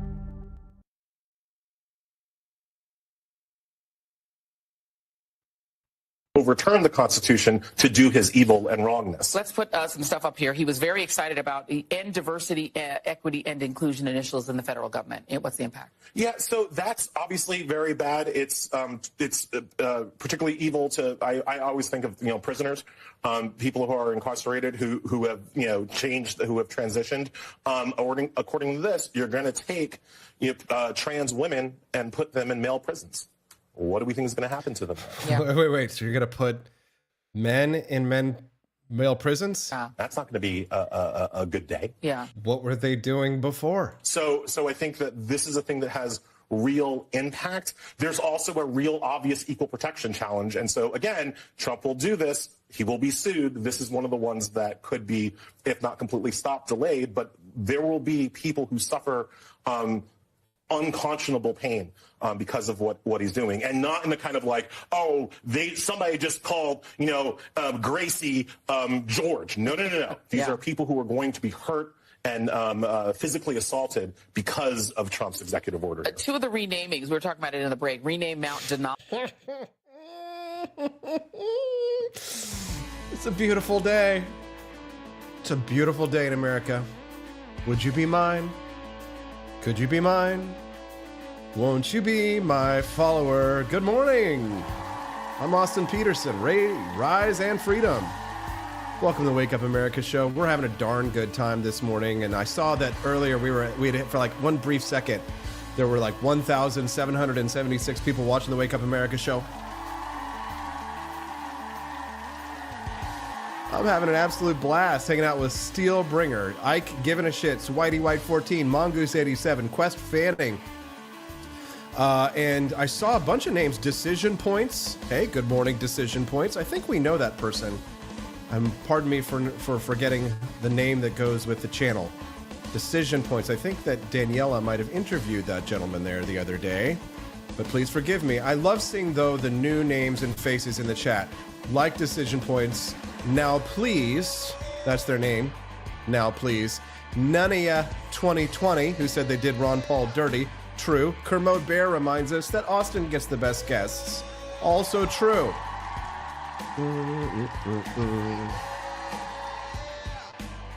I'm so glad to see all of our friends joining us live. Please do click the like button on the stream. We'd love to have you be a regular guest on the Wake Up America show. We've been talking this morning about Donald Trump pardoning Ross Ulbricht. Big news story. I gave a full and thorough and detailed breakdown of that this morning in the first half an hour of the show. So if you missed that and you want to go back and listen to it, you can do so. I also had Judge Andrew Napolitano on at 8 a.m. Central Time, and I asked him his thoughts about that case and others.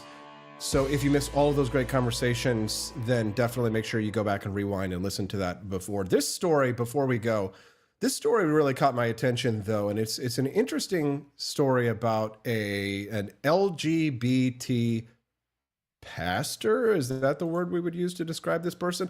Yesterday, during an inaugural prayer service at the Washington National Cathedral, a bishop by the name of Marianne Edgar Budd, who is the Episcopal Bishop of Washington, directly addressed President Donald Trump in her sermon. This is part of a long-standing tradition where newly inaugurated presidents attend such services, but her message was aimed directly at the president. Take a listen. In the name of our God, I ask you to have mercy upon the people in our country who are scared now. There are gay, lesbian, and transgender children in Democratic, Republican, and independent families, some who fear for their lives. Did anybody get that J.D. Vance? Some people were saying yesterday, like, don't play poker with J.D. Vance. Look at his facial expressions right there. So, but you see Trump, he's kind of, Melania is the one, she's the kicker. If you're going to play poker, don't mess with Melania, especially if she's wearing that hat where you can't really see her face. And the people who pick our crops and clean our... Who is going to clean your toilet, Donald Trump? Who said it? 1 million internet points to the person in the chat. Office buildings, who labor in poultry farms and meat packing plants, who wash the dishes after we eat in restaurants and work the night shifts in hospitals. They may not be citizens or have the proper documentation, but the vast majority of immigrants are not criminals. They pay taxes. Moonlight Rider, first time in the chat, new here, liking the vibe. Welcome, Moonlight Rider. Don't worry, we'll find something that will offend you soon enough. And our good neighbors. They are faithful members of our churches and mosques, synagogues, wadara, and temples. I ask you to have mercy, Mr. President, on those in our communities whose children fear that their parents will be taken away, and that you help those who are fleeing war zones and persecution in their own lands to find compassion and welcome here. Our God teaches us that we are to be merciful to the stranger, for we were all once strangers in this land. Were we? I was pretty sure I was born here, but okay. May God grant us the strength and courage to honor the dignity of every human being, to speak the truth to one another in love, and walk humbly with each other and our God for the good of all people in this nation and the world. Okay, yeah. Cringe. Follow the law, period, says Andy C. Oh, thank you, Andy. Welcome. I love seeing the new names, man. It's awesome.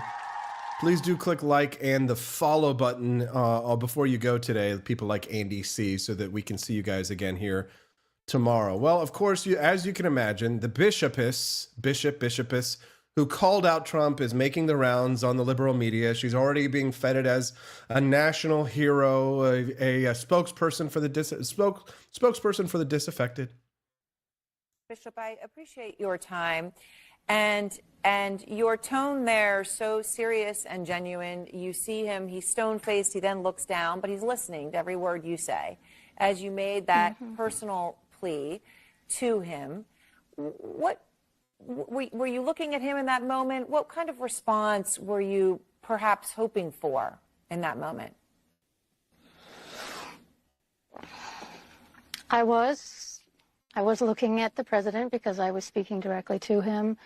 I was also, frankly, as you do in every sermon, speaking to everyone who was listening through that one-on-one conversation with the president, reminding us all that in the people that are frightened in our country, the two groups of people that I mentioned are our fellow human beings, and that they have been portrayed in all throughout the political campaign in the harshest of lights that I wanted to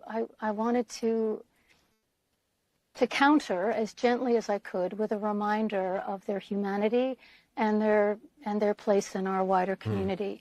So I go to church once a year, and during my childhood, I went to the First Baptist Church in Raymore, Missouri, where I grew up, which is about 30 miles south of Kansas City.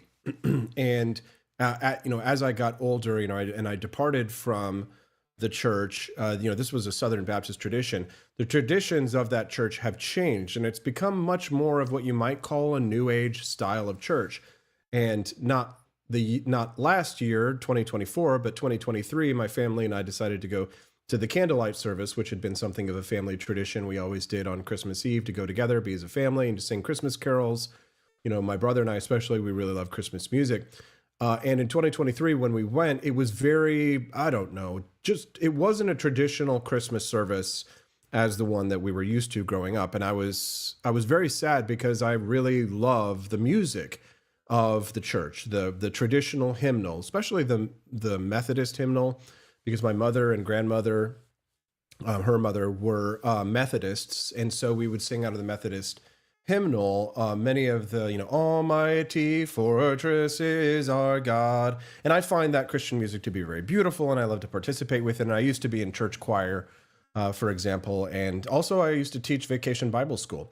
But that's neither here nor there. At this point in my life now, I really just want a good traditional Christmas service that I can enjoy traditional Christmas music, Silent Night, We Three Kings, et cetera, et cetera.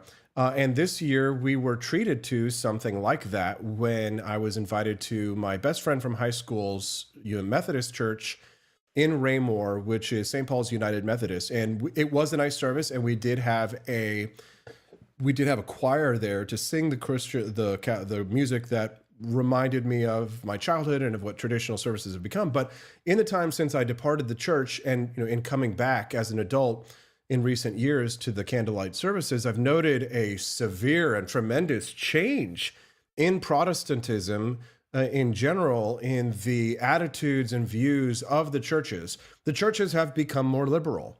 And you could say that that's maybe good in some ways and bad in others, but I really found it to be quite off-putting.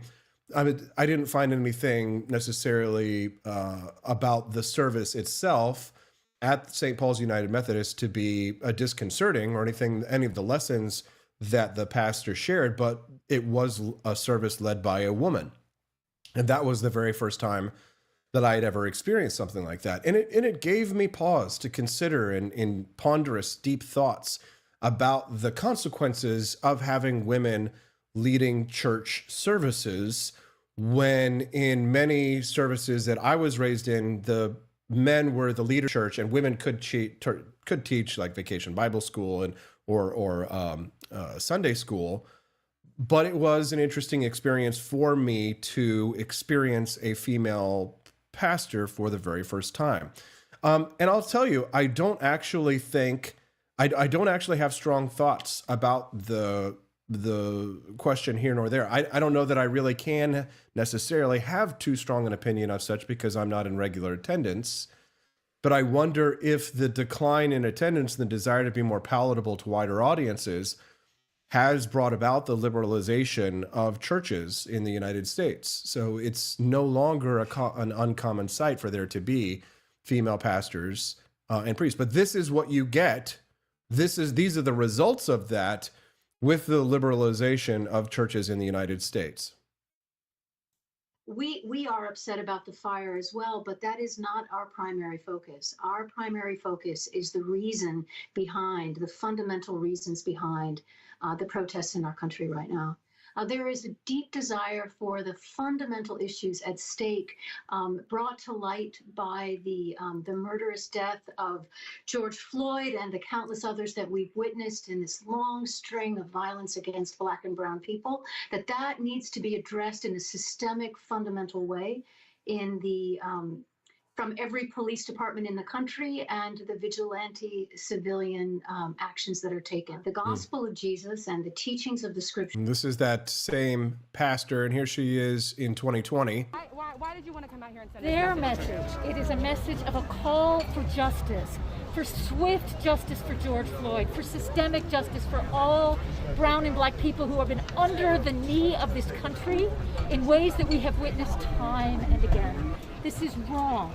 And this rising up, this spontaneous uprising of people, mostly half my age or younger, they're the ones we should be listening to. And they're angry at the president. They're so angry. They're angry at the president. So what is your message to President Trump today? Well, I've given up speaking to President Trump. No, you haven't. We need to replace President Trump. We need leadership that will lead us in the ways that this country deserves. Thank you. Thank you. Why was this woman chosen to be the one? Why did they choose this church? Is it just tradition that they go to that church? Is that why? And she just happens to be the pastor of it? But, it just seems like a strange kind of a trap. By the way, that N95 mask that she's wearing at the time, those were in high demand. And she could be accused of hoarding, killing grandma, taking that N95 mask. And by the way, she's definitely not wearing it correctly because as you can see, under here, you can see it's not fitted correctly over her ear. So you're supposed to have N95 masks fitted by trained professionals. And you can even tell just by a glance here that she's actually not wearing it correctly.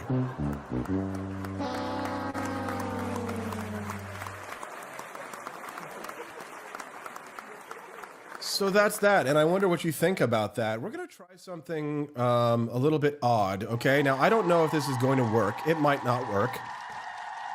This might fall apart very quickly, but and I don't know how long I'm going to be able to keep it up, but here is what I'm going to do. There are 1,172 people watching the Wake Up America show, and those are big numbers for us, and we're so grateful to Rumble.com for featuring us on the front page. I don't know how long this can last, but I am going to attempt to stay on this stream live for as long as I can, for as long as we are over 1,000 live viewers over on Rumble, or when I no longer can find news or video clips or things to talk about on the Wake Up America show. So what does that mean?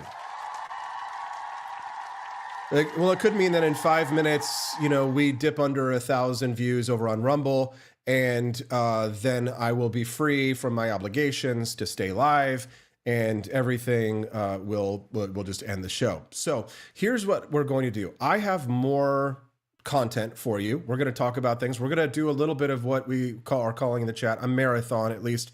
Maybe it'll just be a 100-meter sprint. But there are over 1,100 people live on Rumble. So as long as those numbers stay over 1,000, then the Wake Up America show will continue to stream live this morning. Now, here's some important caveats. I will need to take breaks, go to the bathroom, things like that. I have commercials. I have the bonus content that you all have unlocked. So there will have to be little brief moments of breaks. And in those times, it could dip below 1,000. And I also am running a business. I have a family.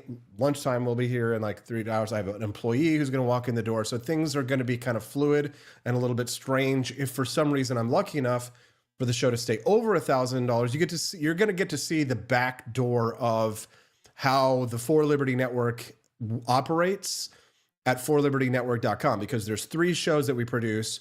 We produce tons of merchandise at our website at forlibertyshop.com. You can see it right up there at the top of the screen. So we're going to filibuster this bitch. That's right, Barney Styles. Ashley says she has an appointment, but she'll try. Okay, so we're going to have some fun today. And so here's the deal. My staffer, my employee gets in at 10 a.m. Central, so he'll be in here about an hour from now. And there'll be a little bit of shuffling. He'll be coming in like, hey, what the hell's going on? Maybe, I hope he's watching the show so he knows what's going on. But we are going to marathon this bitch, and we are going to continue to talk about the news, talk about what's breaking online. This show will stay live for either as long as the news runs out or as long as we have over 1,000 people watching the Wake Up America show. Are you prepared? Not a backdoor operation. Nonia 2020, not that kind of backdoor operation, no.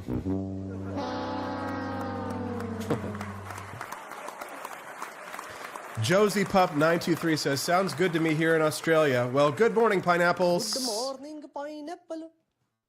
Looking very good, very nice. Good morning, pineapple. Looking very good, very nice. So for us, for liberty, for the United States, click that like button on the screen. Just zip in right there down below the video stream. You'll see the like button. You'll also see the follow button. If you're not following us, make sure you click that like button and the follow button as well. We're going to stream this baby live. Let's keep going, okay? What do you say? I'm loving this clip of Harry Sisson, the left's TikTok poster child, on the Piers Morgan show yesterday, asked the question repeatedly, how many genders are there? So, can we answer the question? How many genders are there? Do you think there should be more than 2 genders in America? Yeah, I don't know what that executive order means. I don't know what the president declared. It means there are 2 genders, male and female. Would you disagree with that? How many genders are there, Harry? Yeah, come on, little guy. How many genders are there? Come on, little guy. I love Dave Rubin, little guy. How many genders are there? Talking about, so they won't be able Harry, to answer. how many genders are there?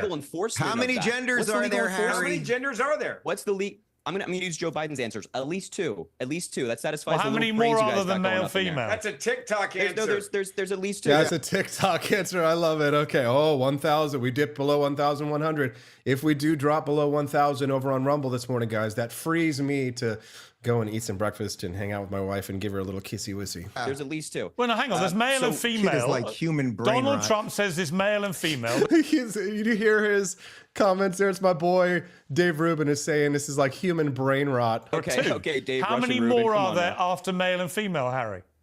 There's at least 2. Now, anyway, let me get back to How many more are there? What are the other ones? There's at least 2. What are the other ones? Harry, let's try it this way. You're a female. What is the other gender? It's so funny. It's so funny how these conservatives just get time to lie on this show, but when I'm speaking, they all interrupt and there's no problem. You've just been asked a very simple question, Harry. Conversation with Piers, not you, Mr. Como. Relax, Harry, take a you breather. simply Thank got you so asked much. if there are at least 2 genders, how many more are there than male and female? Piers, you asked me about Donald Trump's executive order. I'm trying to explain how legally it makes absolutely no sense and it's going to get sued in court. Then we go into culture wars with Dave Rubin and this Ferguson guy asking how many genders are there. I'm trying to answer your question. They're screaming their faces off about issues that don't fucking matter. I'm Harry, asking you. Oh God, this child. And Piers, I'm asking you, Harry, how many genders and I'm are answering there? your question. Harry, Piers, I've answered your question. Harry, how many genders are there? 2. There are at least 2.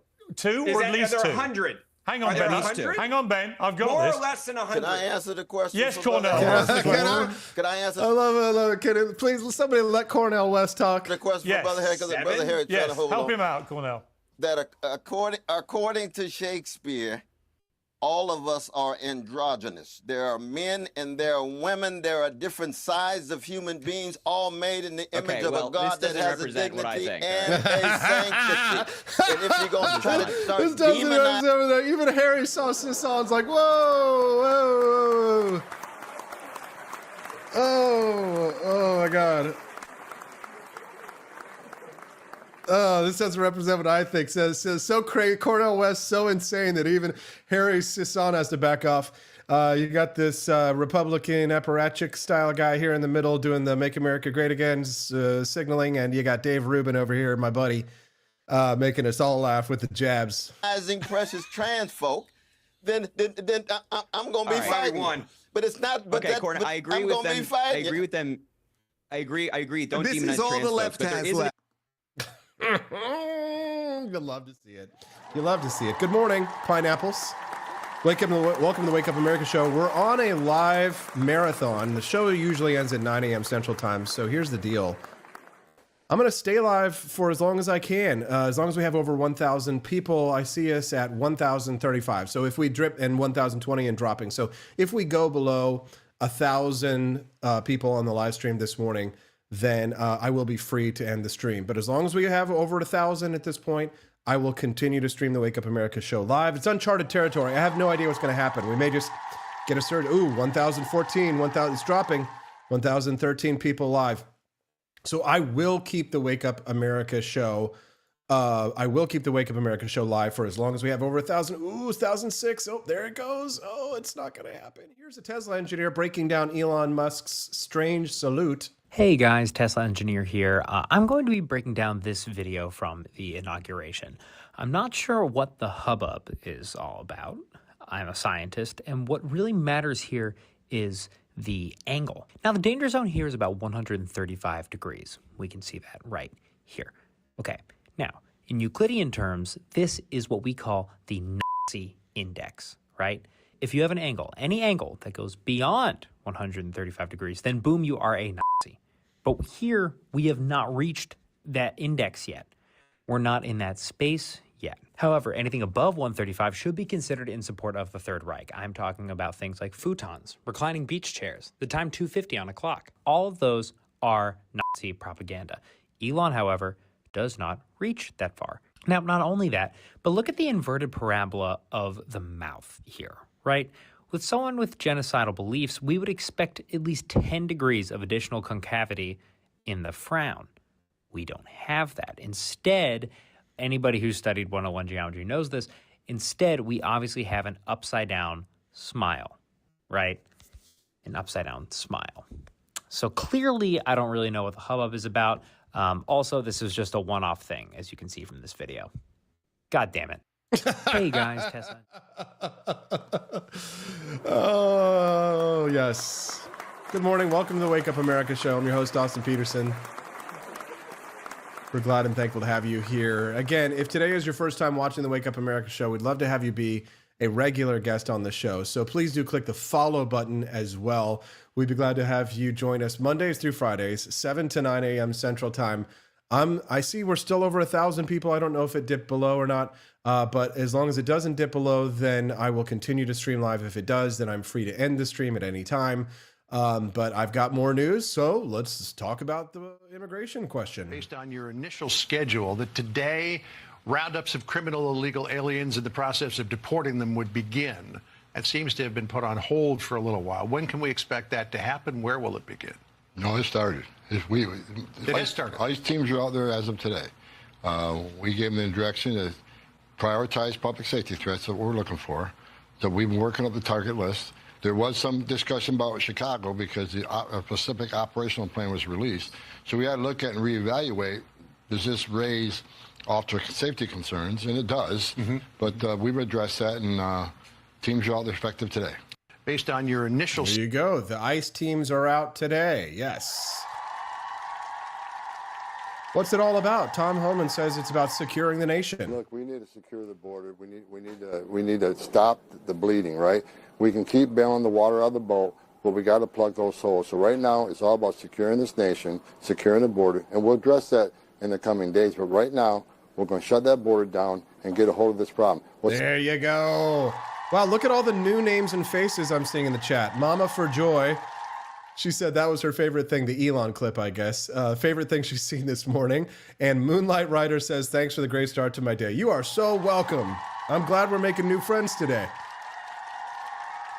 Yes, it's been a fantastic show today. Oh, and I see we did drop below 1,000 people, so I am free to go. That's okay. Listen, I got a lot of work to do today, and I got to get ready for tomorrow's show as well. My voice is tired. Oh, hey, wrong outro music. Where's the right outro music? There it is.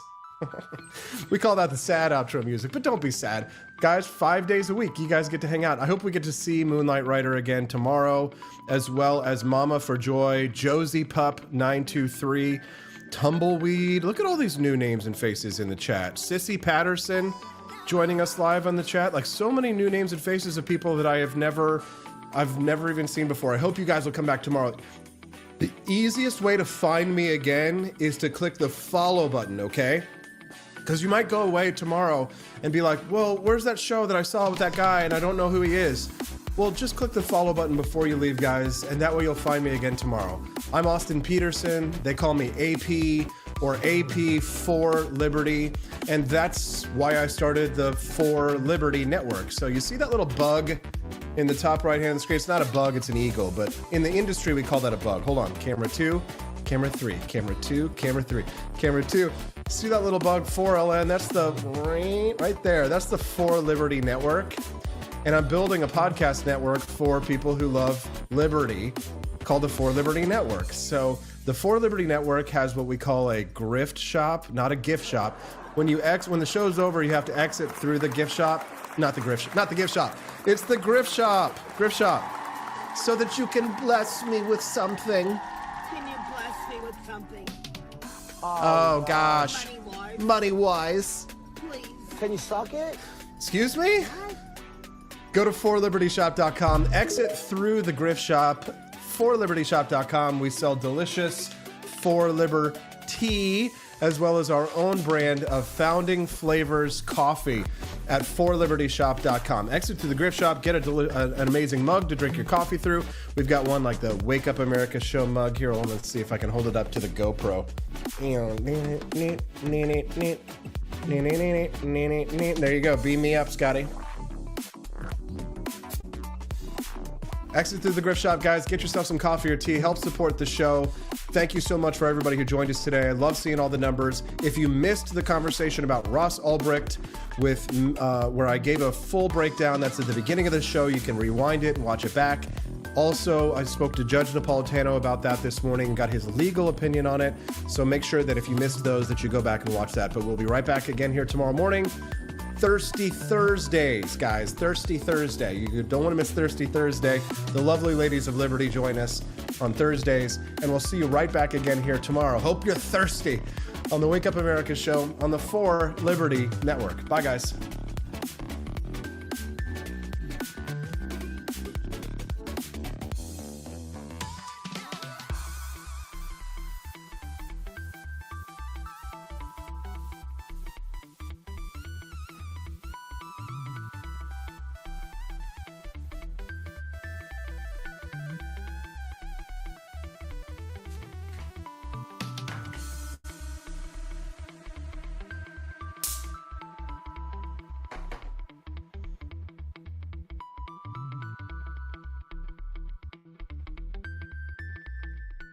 For eyeglasses? Imagine struggling to read a letter or examine a tiny detail without eyeglasses. Today, it's easy to reach for a pair of spectacles, but centuries ago, people innovated fascinating ways to solve vision problems. Let's explore the ingenious tools and techniques used before eyeglasses were invented.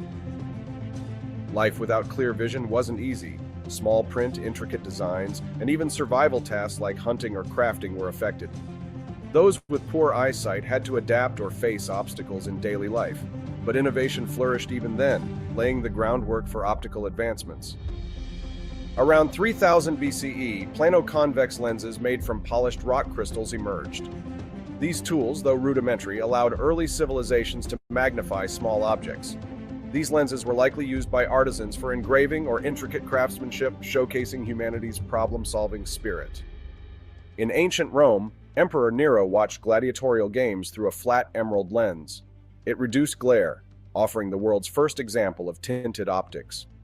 Though limited in everyday use, this luxurious tool symbolized early innovation in visual aid. Roman thinker Seneca described using a globe of water to magnify written texts.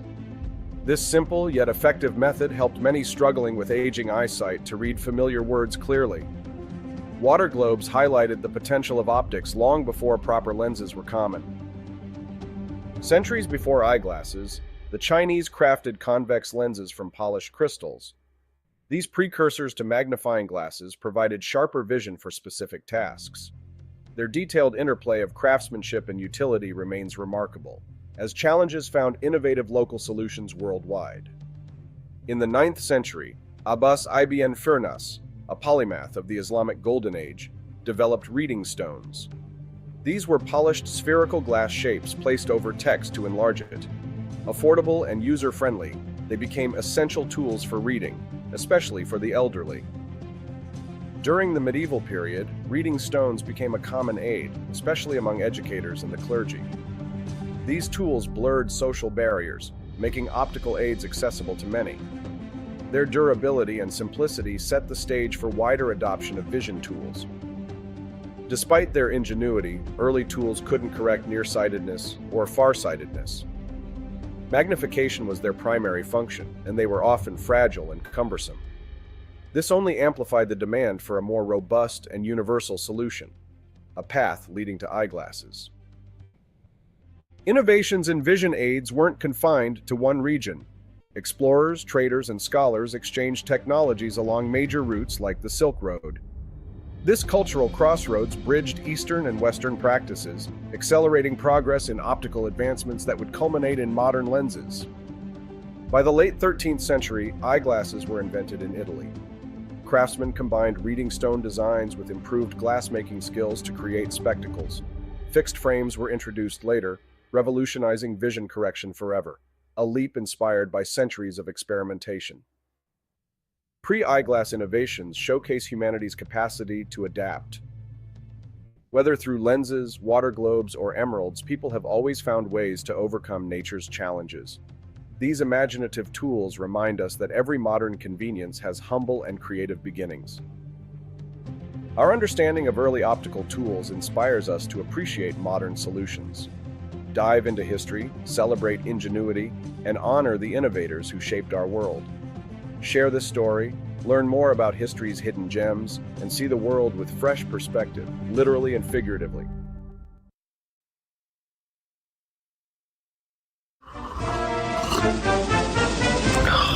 Tired of spending your hard-earned money on woke corporations that don't share your pro-freedom values? Fed up with sipping liberal lattes and progressive cappuccinos? Introducing Founding Flavors from AP for Liberty Shop. Get your day started with Washington's Revolutionary Roast. As robust and principled as the man himself, this blend is the shot of energy heard round the world. Or maybe you want to taste the fervor of freedom with Adams's Patriotic Perk. It's as dynamic and balanced as the U.S. Constitution, sure to awaken your spirit of liberty. For the aficionados, we've got the Jeffersonian Java, a complex mix of flavors that speaks volumes about your refined tastes. And don't forget Betsy's Liberty Lullaby, our decaf option, crafted with the same care and dedication Betsy Ross put into our Star-Spangled Banner. This blend lets you enjoy the taste of freedom anytime without losing sleep. No woke beans here, folks. Just pure, patriotic, pro-freedom flavors brewed with love for liberty. So why compromise your principles for a cup of coffee? Stand up for your values, perk up your patriotism, and start your day the American way. Get your Founding Flavors at apforlibertyshop.com.